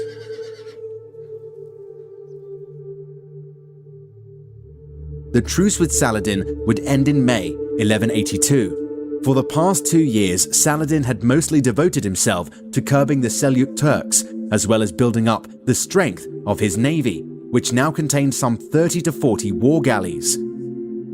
In November of 1181, As-Salih, the Zengid prince of Aleppo, fell ill. Before he died in December, he designated as his heir his cousin, Izz ad-Din of Mosul, hoping that the combined powers of Aleppo and Mosul would prevent Saladin from further eroding Zengid territory. Ibn al-Athir records the death of the prince. When he had given up all hope, he summoned the emirs and all the troops and enjoined them to deliver Aleppo to his cousin, Izz al-Din, and made them swear to that. He said, "You are aware that Saladin has taken the whole of Syria except for what I hold. If Saladin conquers Aleppo, there will be no place left for our family to resist him. But if I give the city to Izz al-Din, he will be able to hold on to it with his large armies and lands." Hearing that As-Salih was near death, Saladin, who was in Egypt at the time, commanded his nephew Farrukh Shah, the governor of Damascus, to march out with his army and prevent Izz ad-Din from assuming power in Aleppo. However, Reynaud of Chatillon was also watching developments in Aleppo with interest. To frustrate Saladin's plans, Reynaud led a raid from Transjordan into the Arabian desert, pillaging the land and plundering caravans. Farrukh Shah had no choice but to lead his troops against Reynaud, who withdrew before the advancing Damascus army. Ibn al-Athir recorded his impression of these events. Prince Reynald, Lord of Kirak, one of the most devilish Franks and the most hostile to the Muslims, had prepared for a campaign, gathered his troops and all he could assemble, and determined to march overland to Tariq, and from there to Medina, the city of the Prophet. Allah bless him and give him peace, to gain control of those august regions. Reynaud's raid prevented Farrukh Shah from carrying out Saladin's orders to occupy Aleppo, allowing Izz ad-Din of Mosul to march into Aleppo and assume his position as ruler without incident. Undeniably, this was a major setback for Saladin, who lost the opportunity to gain his most desired prize in Syria. Reynaud's raids spread terror on the pilgrim roads between Mecca and Damascus, and allowed the Lord of Kerak to intercept Saladin's communications from Egypt. Ibn al-Athir was surely wrong that Reynaud intended to conquer these regions. Such a conquest would have been well beyond the resources of the frontier lord, and Reynaud took with him only a small cavalry force. Rather, Reynaud's raid was meant to have a psychological impact. Reynaud wanted to show that Saladin could not protect the pilgrim roads, and he also wanted to undermine the Sultan's assertion that he was the champion of Islam. This was doubly embarrassing for Saladin, since he was in the midst of a long-running war to destroy one of Syria's great Muslim powers, the Zengids, the family of Nur ad-Din, who had been an undeniable champion in the fight against the Crusaders. Reynaud's activities reveal his understanding of the political situation in Muslim Syria. He meant to undermine Saladin's power by discrediting him among his fellow Muslims. However, Reynold's raid had taken place while the truce between Saladin and the Kingdom of Jerusalem was still in force. Of course, Saladin himself had been in the process of interfering with the legal transference of power from one Zengid prince to another, and the preservation of Zengid rule in Aleppo was vital to the interests of the Crusader states. Reynold claimed that Saladin himself was breaking the truce. He accused the Sultan of moving troops and weapons up from Egypt. Saladin complained to King Baldwin about Reynold's raid. Baldwin acknowledged the breach of the truce. This has often been viewed as evidence that Reynold was acting as a renegade lord, but recently historians like Bernard Hamilton have re-evaluated the situation, insisting that Reynold could not have acted as he did without Baldwin's approval. Indeed, Reynold's raid was in line with Baldwin's own policy of preventing Saladin from gaining control of Aleppo. Bernard Hamilton writes, "In fact, Saladin himself did not wish to renew the truce. In the spring of 1182, while it was still in force, a Christian vessel from Apulia was wrecked near Damietta, and he seized the cargo and imprisoned the 1,676 passengers." Both sides recognized that the truce could only be temporary. Saladin had long made it clear that he intended to eventually destroy the Crusader kingdom. Indeed, he argued to the Abbasid Caliph that the justification for his campaigns against the Zengids was to unite Islam under his banner for the final war to eliminate the Crusaders. Saladin decided to return to Damascus to secure his communications with Egypt and to launch a campaign against Jerusalem. On May 11th, the Sultan departed Cairo with his army. In response, Baldwin gathered his military at Jerusalem. Reynold argued that the Christian army should march into Kerak to block Saladin's advance. King Baldwin agreed. As the leper king led his forces into Transjordan, Saladin raided the territory around the frontier fortress of Montreal. Then the Sultan marched on Kerak. Here, the Christian army guarded the cornfields and refused to give battle.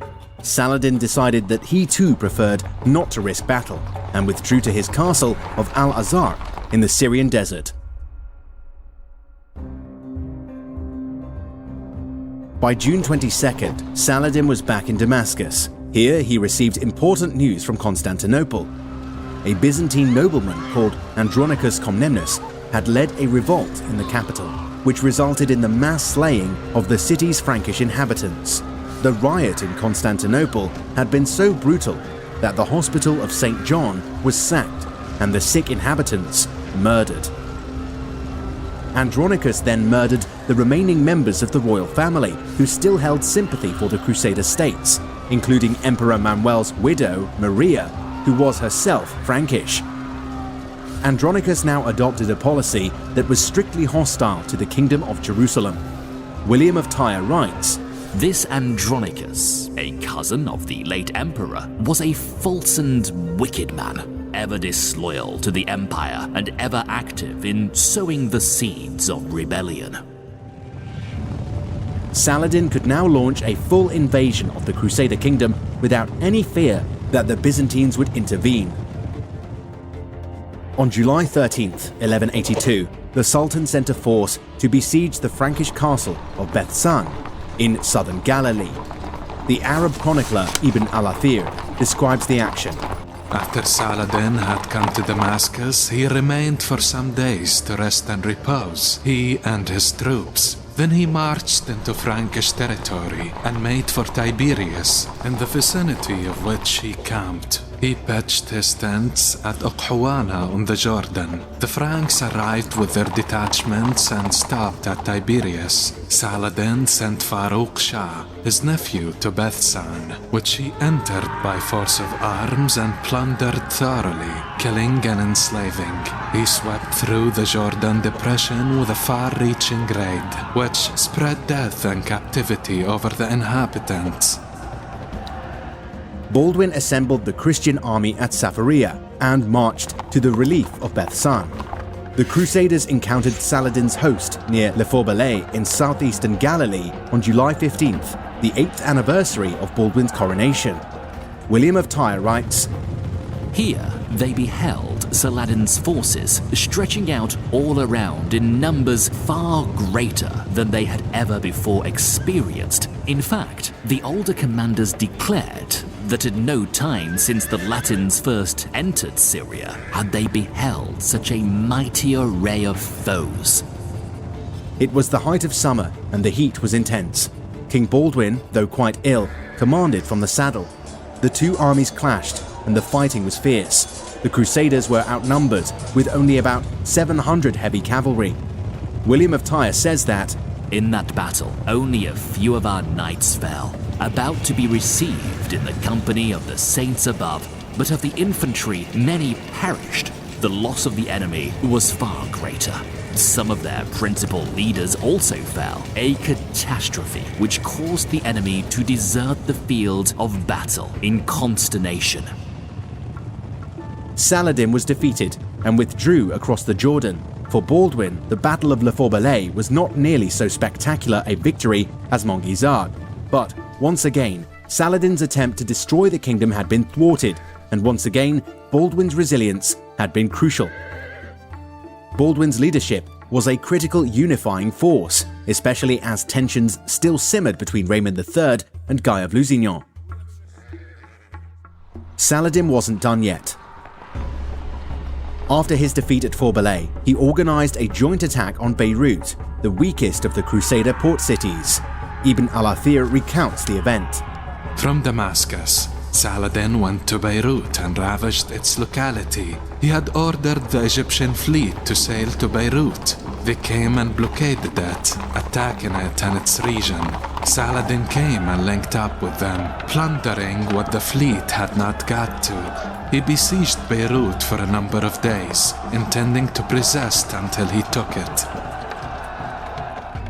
Meanwhile, a detachment from Egypt, led by Saladin's brother, Al-Adil, struck the Christian kingdom's southern lands, raiding the territory around Gaza and Ascalon. News of this new threat was brought to King Baldwin IV, who kept his cool. He recognized that the Sultan was tempting him to divide his army. Baldwin decided to protect Beirut, while he did not intervene in the south, since the Sultan's Egyptian raiding parties couldn't accomplish much in that region.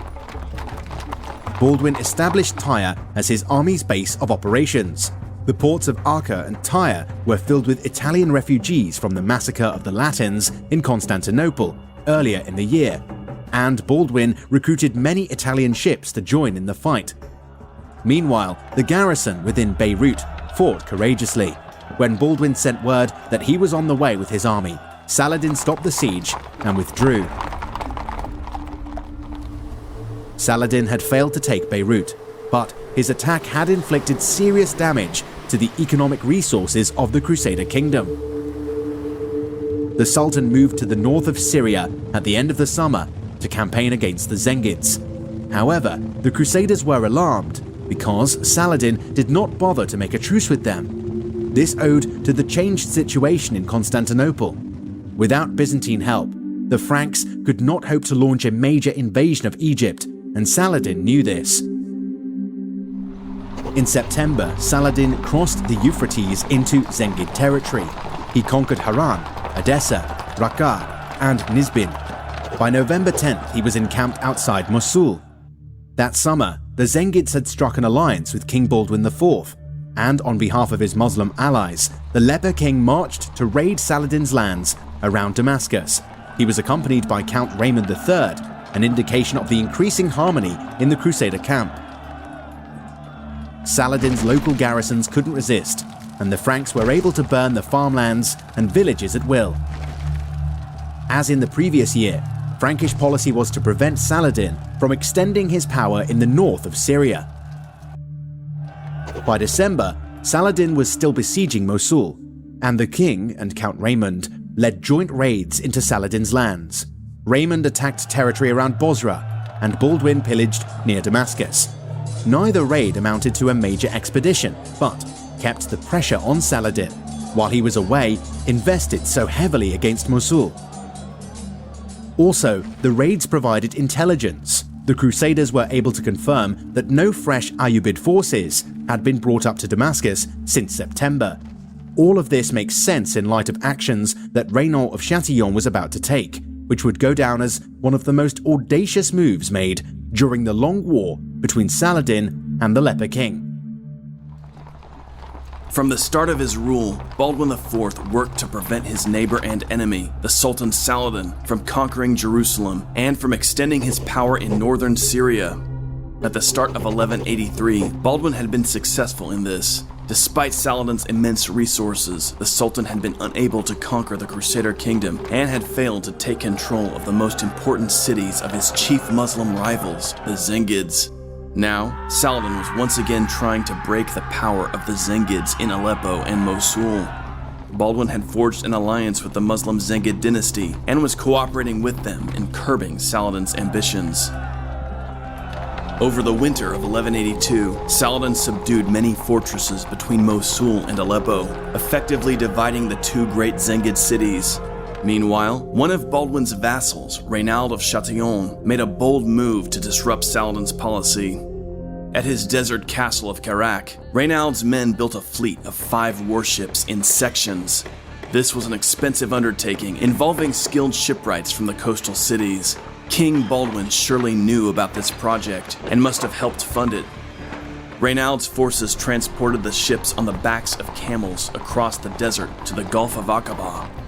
Here, the ships were assembled and launched onto the Red Sea, where no Christian ship had ventured since the Muslim conquest of Egypt 5 centuries earlier. The Red Sea was famously dangerous, and Reynaud employed Arab pilots who knew the waters well. Each galley contained groups of fighting men. There were no Muslim warships in the area, and the coastal cities were unwalled. This was a region that Saladin never imagined could be attacked, and that was exactly why Reynaud selected it. 2 of Reynaud's ships blockaded the castle of Pharaoh's Island in the Gulf of Aqaba. Reynaud himself did not join in the naval campaign, but blockaded the port of Eilat with his land forces. The other 3 warships cruised into the Red Sea and ravaged more than a dozen Muslim merchant ships. They then sacked Adhab, crowded with pilgrims bound for Mecca. Finally, they struck inland and captured a caravan, slaughtering all of its members. The fleet then crossed the Red Sea and continued its reign of terror. At Mecca, people panicked, for the pirates seemed headed for Mecca itself. Saladin's regime handled the situation effectively. The Sultan's brother, Al-Adil, dispatched Egyptian warships onto the Red Sea. Reynaud withdrew with the land forces back to Transjordan, while some crew members of the Christian ships fled and made their escape. The Ayyubids managed to destroy Reynaud's ships and capture many of his troops. Saladin ordered all of these prisoners paraded through the cities of Egypt and then decapitated. Historian Andrew Ehrenkreutz writes that Saladin's rapid defeat of Reynaud's campaign did as much as any other single event to increase Saladin's reputation as the defender of Islam against the infidels.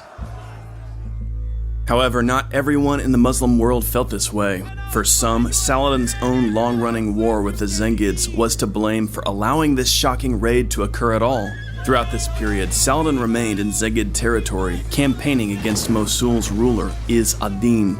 Saladin was hoping to gain the approval of the Abbasid Caliph in his war against the Zengids.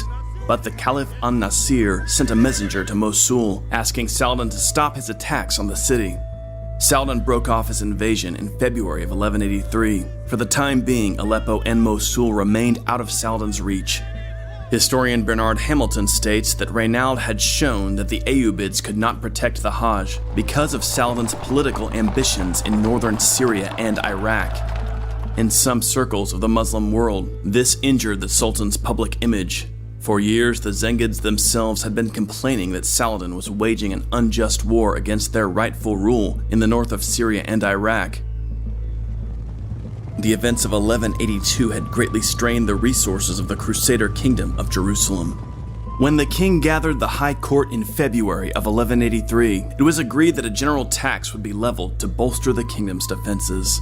Meanwhile, the chronicler William of Tyre reports that the king's leprosy was worse than ever.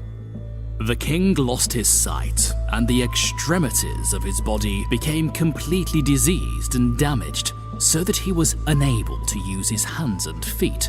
Yet, although some people suggested to him that he should abdicate and lead a retired life, he refused to surrender either the royal office or the government of the kingdom, for although his body was weak and powerless, he was strong in spirit and made a superhuman effort to disguise his illness and shoulder the burdens of kingship.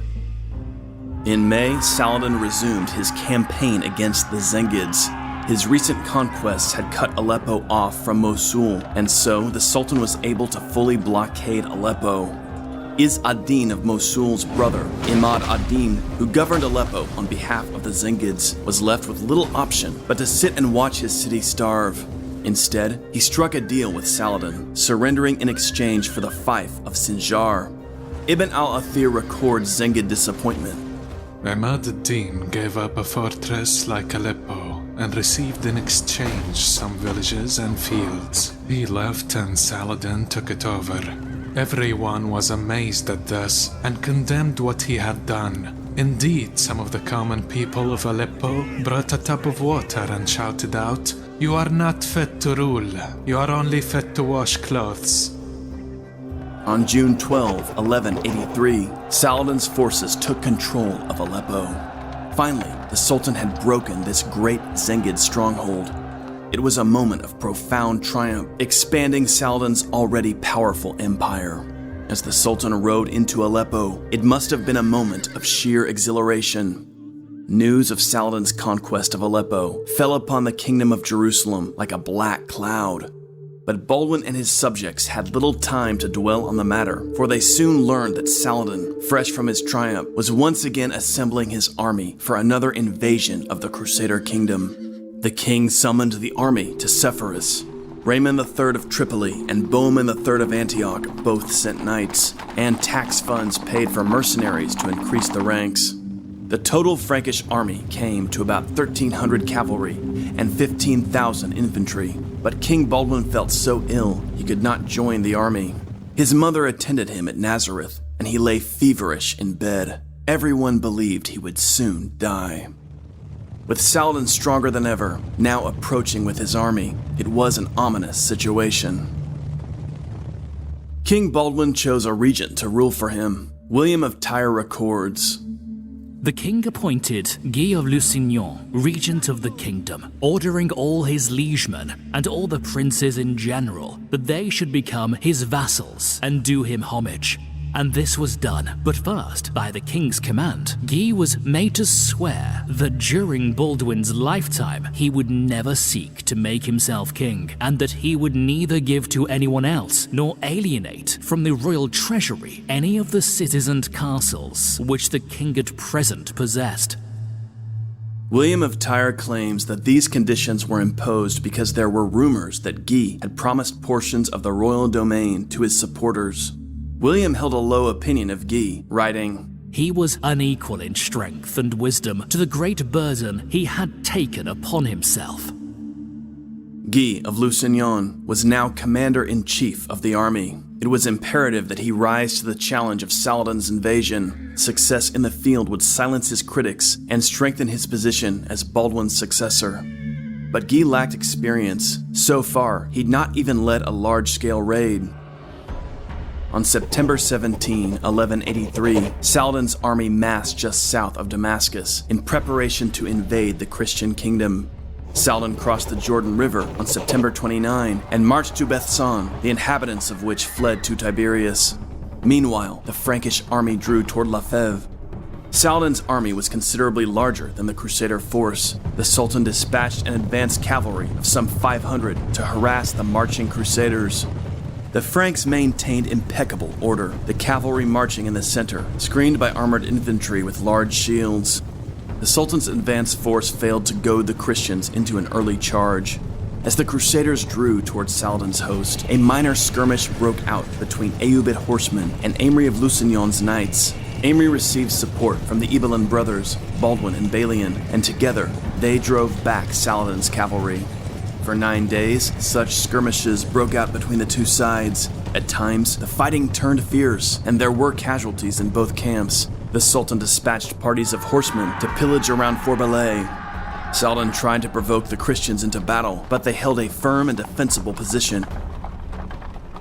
On October 7, the Sultan marched to Mount Tabor, again trying to tempt the Crusaders into following, but they refused. Low on supplies, Saladin decided to retreat. He crossed the Jordan and was back in Damascus by October 14. The Franks now returned to Sepphoris, where they remained mustered for some days, concerned that the Sultan might return for another attack. Strategically, the Crusader army had performed quite well. Saladin's enormous army had invaded Galilee, but achieved little, pushed back by a cohesive Frankish army that sustained no significant losses. Defying all expectations, King Baldwin recovered from his fever. He was not happy with the outcome of Guy's clash with Saladin. William of Tyre states that the king believed Guy had handled the campaign incompetently. Baldwin dissolved Guy's power as regent, resuming full power himself. Baldwin seems to have believed that Guy had lost a key opportunity to inflict a decisive defeat on Saladin. This was no mere border skirmish. The kingdom's army was fully mustered at great expense and was well positioned to engage the Sultan's host head-on. Many of the leading nobles felt that Saladin had been reckless and, as at Montgisard, had left himself open to disaster. Perhaps if a decisive attack had been attempted, Saladin's army could have been annihilated. Not everyone agreed. Some members of the High Court felt that Saladin was too well positioned and that attacking him would have led to disaster. But the king was one of those that felt otherwise. Baldwin lost all trust in Guy for failing to attack Saladin. This is striking, given the popular image created by the film Kingdom of Heaven, which depicts the opposite. Baldwin worried that Guy might start a war with the Muslims.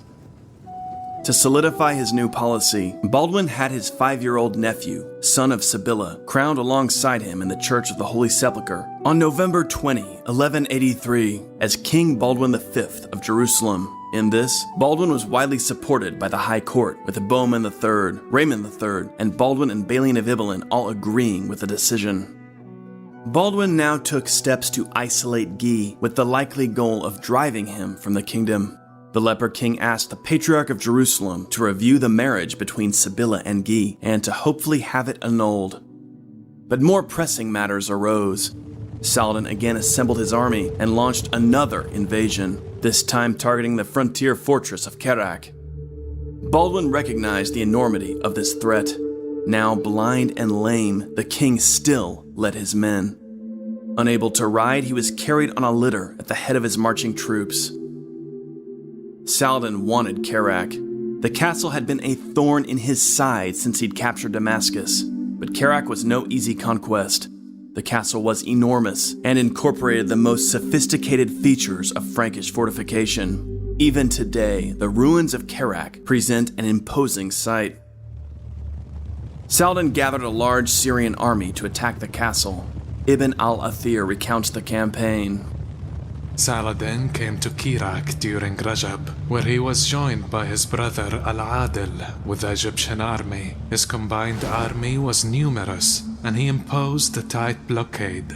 The Muslims got into the suburb and took control of it, pressing the siege of the fortress from the suburb and gaining the upper hand in the battle. 7 trebuchets were set up which continued to hurl stones night and day. The Christian army advanced toward Kerak, the relic of the true cross of Christ carried before them. By the time they reached the Dead Sea, King Baldwin was seriously ill and gave command to Raymond III of Tripoli. On December 4, Saladin learned of the approach of the Crusader army, and after a month-long siege, decided to retreat. Guy had been with the relief army, but as soon as the Kerak campaign ended, he fled to Ashkelon, sending a message for Sibylla to join him. Guy feared that once Baldwin returned to Jerusalem, he would never permit Sibylla to see him again. Sibylla faithfully joined her husband at Ashkelon. The king summoned Guy to a personal meeting. Guy refused, claiming illness, which must have struck Baldwin as rich. King Baldwin traveled to Ashkelon, demanding entry. Guy refused to open the gate. Baldwin had himself carried on his litter to the gate and personally knocked on the door. The purpose of this gesture, which was witnessed by many of the townspeople standing on the wall, was to highlight Guy's disobedience and justify the king in divesting Guy of his fief. Baldwin now traveled to Jaffa, where the garrison opened the gate to him without question. The king dismissed Guy's garrison and appointed his own governor. Baldwin next traveled to Acre and assembled the high court. Here, he formally motioned for Guy to be dispossessed as a recalcitrant vassal. In June of 1184, Baldwin sent the masters of the temple and the hospital, along with Patriarch Heraclius of Jerusalem, on a mission to the west to seek the help of a new crusade against Saladin. In particular, the mission was to focus on King Henry II of England, Baldwin's relative. Baldwin hoped to prompt a sense of duty in the powerful English king, who was enormously wealthy and ruled half of France. Henry had already contributed much financially to the Kingdom of Jerusalem, but Baldwin wanted his royal cousin to come himself to the relief of the Holy Land. By August, Saladin was again besieging Kerak. Baldwin was unable to rise from his bed, but still he led the army, carried on a litter for the whole of the grueling march. Defended by Reynald of Chatillon, Kerak held strong. The chronicler Ibn al-Athir records the siege and subsequent events.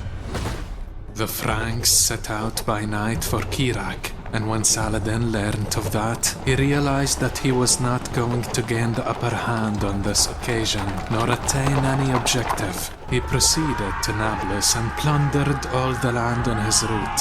Having arrived at Nablus, he set fire to it, destroyed and sacked it. He killed, captured, and enslaved many there. Saladin withdrew to Damascus. The Leper King oversaw the restoration of Kerak's moat and granted Reynald of Chatillon a large subsidy to repair the damaged outer wall. At this time, Guy still stubbornly held to Ashkelon. Despite his unpopularity, he had some supporters in the high court arguing on his behalf and trying to prevent the king from fully divesting him from his fief. Then, on October 6, 1184, Guy of Lusignan launched a raid from Ashkelon, attacking Bedouin near the royal fief of Darum on the edge of the Sinai Desert. These Bedouin were under the kingdom's protection, and the raid was a vengeful act in response to Baldwin's moves to have Guy divested from his fief. The king was furious. The Bedouin were strong allies of the kingdom, who spied on Saladin and provided crucial intelligence to the Crusaders. The stupidity of Guy's raid only served to highlight his unfitness for the throne. As 1184 drew to a close, Baldwin's health declined rapidly. By early 1185, it was clear that he was dying. The high court assembled around his bed, while the king dictated his final will. The chronicler Ernul describes the scene. The members of the high court said, "We do not wish that when the child has been crowned, that his stepfather, Guy of Lusignan, should be regent, because we know that he would have neither the knowledge nor the ability to govern the kingdom." Then the king said, "Decide among yourselves whom I should appoint as regent for the child." They decided that nobody could rule as well as the Count of Tripoli. So the king sent for the count and asked him to act as regent of the kingdom and of the child king for 10 years until the child came of age. In his presence, Baldwin had the high court do homage before the little king Baldwin V and the Count of Tripoli. Raymond III had been regent for Baldwin IV. Now, he would be regent again. The high court imposed certain limits on Tripoli, like giving the Templars and the Hospitallers control of the kingdom's castles during the regency, and appointing Jocelyn of Courtenay as Baldwin V's guardian. But even after their disagreements and even conflicts, Baldwin does seem to have trusted his cousin, Raymond III. Certainly, the king now regretted ever allowing Guy of Lusignan to marry his sister. Raymond was one of the most senior members of the royal family and a proven and competent commander. It's no surprise that he resumed his role as regent for the kingdom. This business settled, the high court remained in Jerusalem, and the leper king suffered his final illness. Baldwin IV, at the end of his life, had done all that he could to secure the kingdom he so faithfully protected throughout his reign. He had dispatched a mission to the west to seek the aid of a new crusade. He had secured the throne for his nephew and attained the high court's approval for a regency. He had personally repelled one final attack during his reign on the frontier by his enemy, Saladin, and he had legally barred Guy of Lusignan from ever taking the throne. Despite the immensity of his personal suffering, Baldwin the Leper had once again demonstrated why he was so universally respected. Before Baldwin died, the High Court gathered one last time at his bedside to honor the courageous young man who had successfully guarded over Jerusalem for 11 years. The handsome, athletic youth crowned in 1174 was barely recognizable. Leprosy had all but destroyed his body, rendering him crippled and deprived of most of his senses. And yet, to the last, he remained active and took steps to secure the realm. Bernard Hamilton puts it best: few rulers have remained executive heads of state when handicapped by such severe physical disabilities or sacrificed themselves more totally to the needs of their people. During Baldwin's reign, his kingdom had been strong. Far from a waning state barely clinging to life, the Kingdom of Jerusalem was economically prosperous, with a capable military well led by its king. In the face of the overwhelming power of Saladin, the kingdom stood firm under a capable ruler. The great issue Baldwin ultimately could not solve was the problem of the succession, a legacy of his leprosy. He died young, leaving no children, with his nephew and heir still a small boy. With the leper king gone, the problem of factionalism would re-emerge.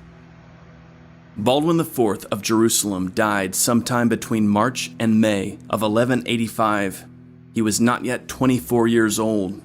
The king was buried near his father in the Church of the Holy Sepulchre, the site of Christ's death and resurrection, and the heart of the kingdom. Baldwin ruled during the most difficult period yet experienced by the Kingdom of Jerusalem, and he triumphed. He faced no less an opponent than Saladin, ruler of a vast, wealthy empire, and yet the leper king emerged victorious again and again. Always Baldwin's forces were outnumbered by the huge armies of the Sultan of Egypt and Syria, and yet, led by this stricken youth, the Crusaders prevailed. The most competent of kings would have had a difficult time dealing with Saladin, one of the most outstanding rulers in history. Baldwin IV of Jerusalem lived up to that challenge. Today, Baldwin the Leper King of Jerusalem is remembered for his heroism, his dedication, and his faith. He remains an inspiration to many, a symbol of valor in the face of danger, and victory in the face of the impossible. The Battle of Magyars remains the best symbol of his reign, when the teenage Leper King, flanked by a small band of Templars and Knights, charged the vast forces of Saladin and won.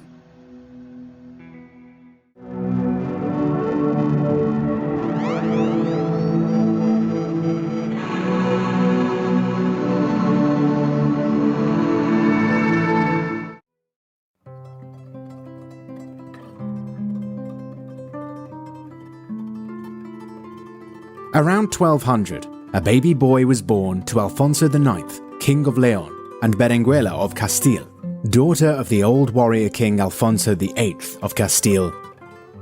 The baby was named Fernando, and though he was born to two of the most prestigious royal houses in Christian Spain, his future was uncertain. Alfonso VIII of Castile had wed his daughter Berenguela to Alfonso IX of Leon in an attempt to reconcile tensions between their respective kingdoms. But the marriage failed, and Berenguela returned to her father's realm. Alfonso IX bitterly resented his father-in-law Alfonso VIII, who, years earlier, had required the younger Alfonso to recognize himself as overlord before he would endorse Alfonso IX as King of Leon. Alfonso IX now also resented his former queen, Berenguela, for her unwavering support of her father. The King of Leon kept his own son, Fernando, as a virtual hostage at his court. Above all, he wanted to ensure that Fernando would never inherit the throne of Castile. Meanwhile, Berenguela longed to have her son with her again. When her father, King Alfonso VIII, died in 1214, Berenguela's child brother Enrique took the throne, with Berenguela acting as regent. Then, at age 13, young Enrique died unexpectedly, killed by a tile falling from a roof. Berenguela kept the death of her brother secret. She summoned her son Fernando for a visit, and Alfonso IX, unaware that Castile had just lost its king, complied. As eldest surviving child of Alfonso VIII, Berenguela could have claimed the throne for herself, but Berenguela felt that her kingdom needed to rally around a strong, young king. When Fernando arrived in Castile, a tall, athletic youth of around 16, Berenguela assembled the knights and high-ranking men of the kingdom at Valladolid on July 2nd, 1217. Here, Berenguela bequeathed her father's kingdom to Fernando, making him Fernando III, King of Castile. By giving away her kingdom, Berenguela in fact secured it, for she would be her son's right-hand advisor from then on. Son and mother were perpetually close and like-minded in their devotion to the Christian faith. When Alfonso IX realized what his former queen had done, he tried to rally support for an invasion of Castile, but ultimately Alfonso IX recognized that there was insufficient enthusiasm for such a war and resigned to making peace with Fernando III in 1218. Alfonso IX must have felt that his late father-in-law and former queen had won, and there's little evidence that he felt much pride in his promising son, who now sat on the throne of Castile.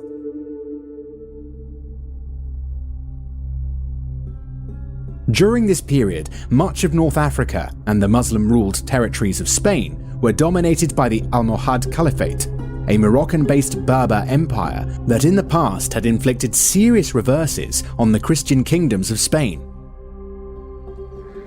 In January of 1224, the Almohad Caliph Al-Mustansir died. Al-Mustansir had not been a strong military leader, but his reign had been tranquil. With his death, a power struggle erupted among the Almohad leadership. The Christian powers of Spain took notice. In the summer of 1224, King Fernando III assembled his court and proclaimed his desire to launch a crusade against the Muslim south of Spain, known as Al-Andalus. The Latin Chronicle of the Kings of Castile dramatically records the episode.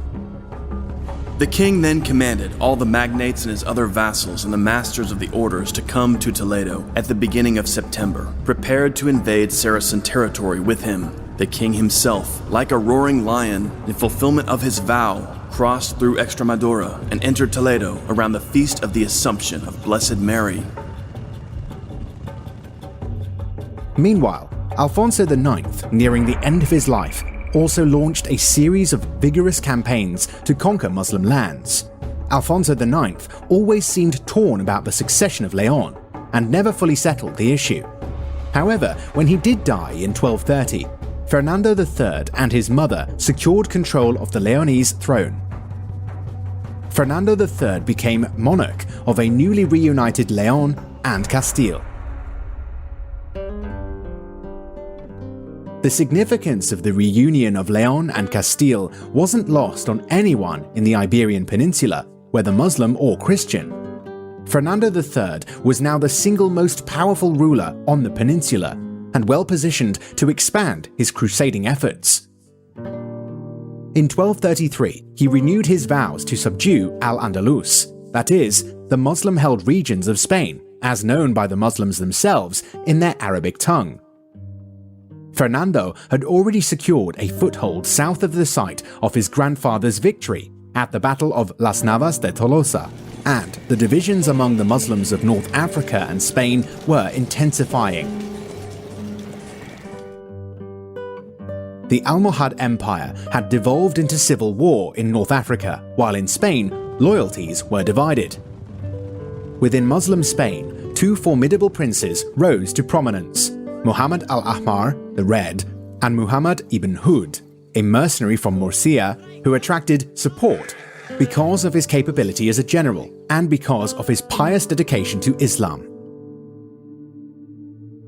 Ibn Hud's fighting spirit soon earned him widespread support, and he took power in Cordoba, Sevilla, and Granada. An embassy arrived from Baghdad proclaiming Ibn Hud the faithful servant of the Abbasid Caliph, another boost to the one-time mercenaries' prestige. However, Al-Ahmar the Red rose in revolt, proclaiming his independence in Arjona in 1232. The two clashed, but ultimately came to an uneasy truce in which Ibn Hud recognized the Red Emir's rule in Arjona and Jaén. Fernando took advantage of this discord and launched a broad offensive into Al-Andalus in 1233. His vassals seized Trujillo, Medellín, Alanya, Santa Cruz, and Magasela in Extremadura. Ibn Hud led a bold expedition to relieve Trujillo, but was repulsed in January 1233 by Gonzalo Yáñez, master of the Order of Santiago, a Castilian military order of fighting monks similar to the Knights Templar. Meanwhile, Saint Fernando besieged the strongly fortified town of Ubeda, the last Moorish fortress in the region. When the town surrendered in July 1233, Fernando allowed the inhabitants to depart with their lives and whatever they could carry.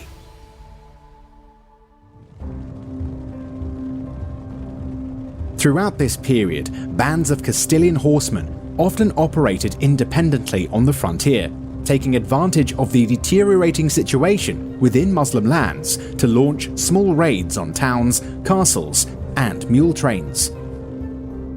One such band was operating outside of Cordoba when they received information that a group of Muslims within the eastern district were plotting to overthrow the troubled city and were willing to accept Christian help. Jumping on this opportunity, the knights entered into conspiracy with this Muslim faction. One night, led by their Moorish guides, the Castilians scaled the city wall, killed the guards they encountered, and secured control of a fortified suburb. By morning, panic spread through the city, and the Muslim population rushed out to dislodge the Christians. Holed up in their suburb, the Christians held out, though barely, as they were facing heavy assaults from the city. Desperately, they sent a message to King Fernando, asking that he come at once to claim Cordoba. It was January 1236, and the roads were virtually impassable with winter weather. Cordoba was filled with committed fighters, and Ibn Hud would surely arrive with a relieving army. Fernando, however, saw the hand of God in these developments. With a small band of horsemen, the king galloped to Zamora, where he made a rousing speech before the citizenry, calling on them to take up the courage of their forefathers and strike for the ancient Moorish capital. He gathered horses and arms at Salamanca, while his mother, Queen Berenguela, organized finances for the expedition. Then, as the chronicler wrote, like an eagle flying on its prey, he marched his forces across unpacified, muddy, flooded country to Cordoba. With him were representatives of all the major noble houses of Leon Castile, whose ancestors had battled through all the long centuries of the Reconquista. Hearing of Fernando's advance, Ibn Hud immediately tried to fire the spirits of his Muslim followers. He assembled a large army composed of some 5,000 horsemen and around 30,000 infantry and set out to relieve the city. On February 7th, 1236, Fernando arrived at Cordoba with only a small force. To block reinforcements, he occupied the southern side of the river, near the ancient Roman bridge leading to the Ejica road.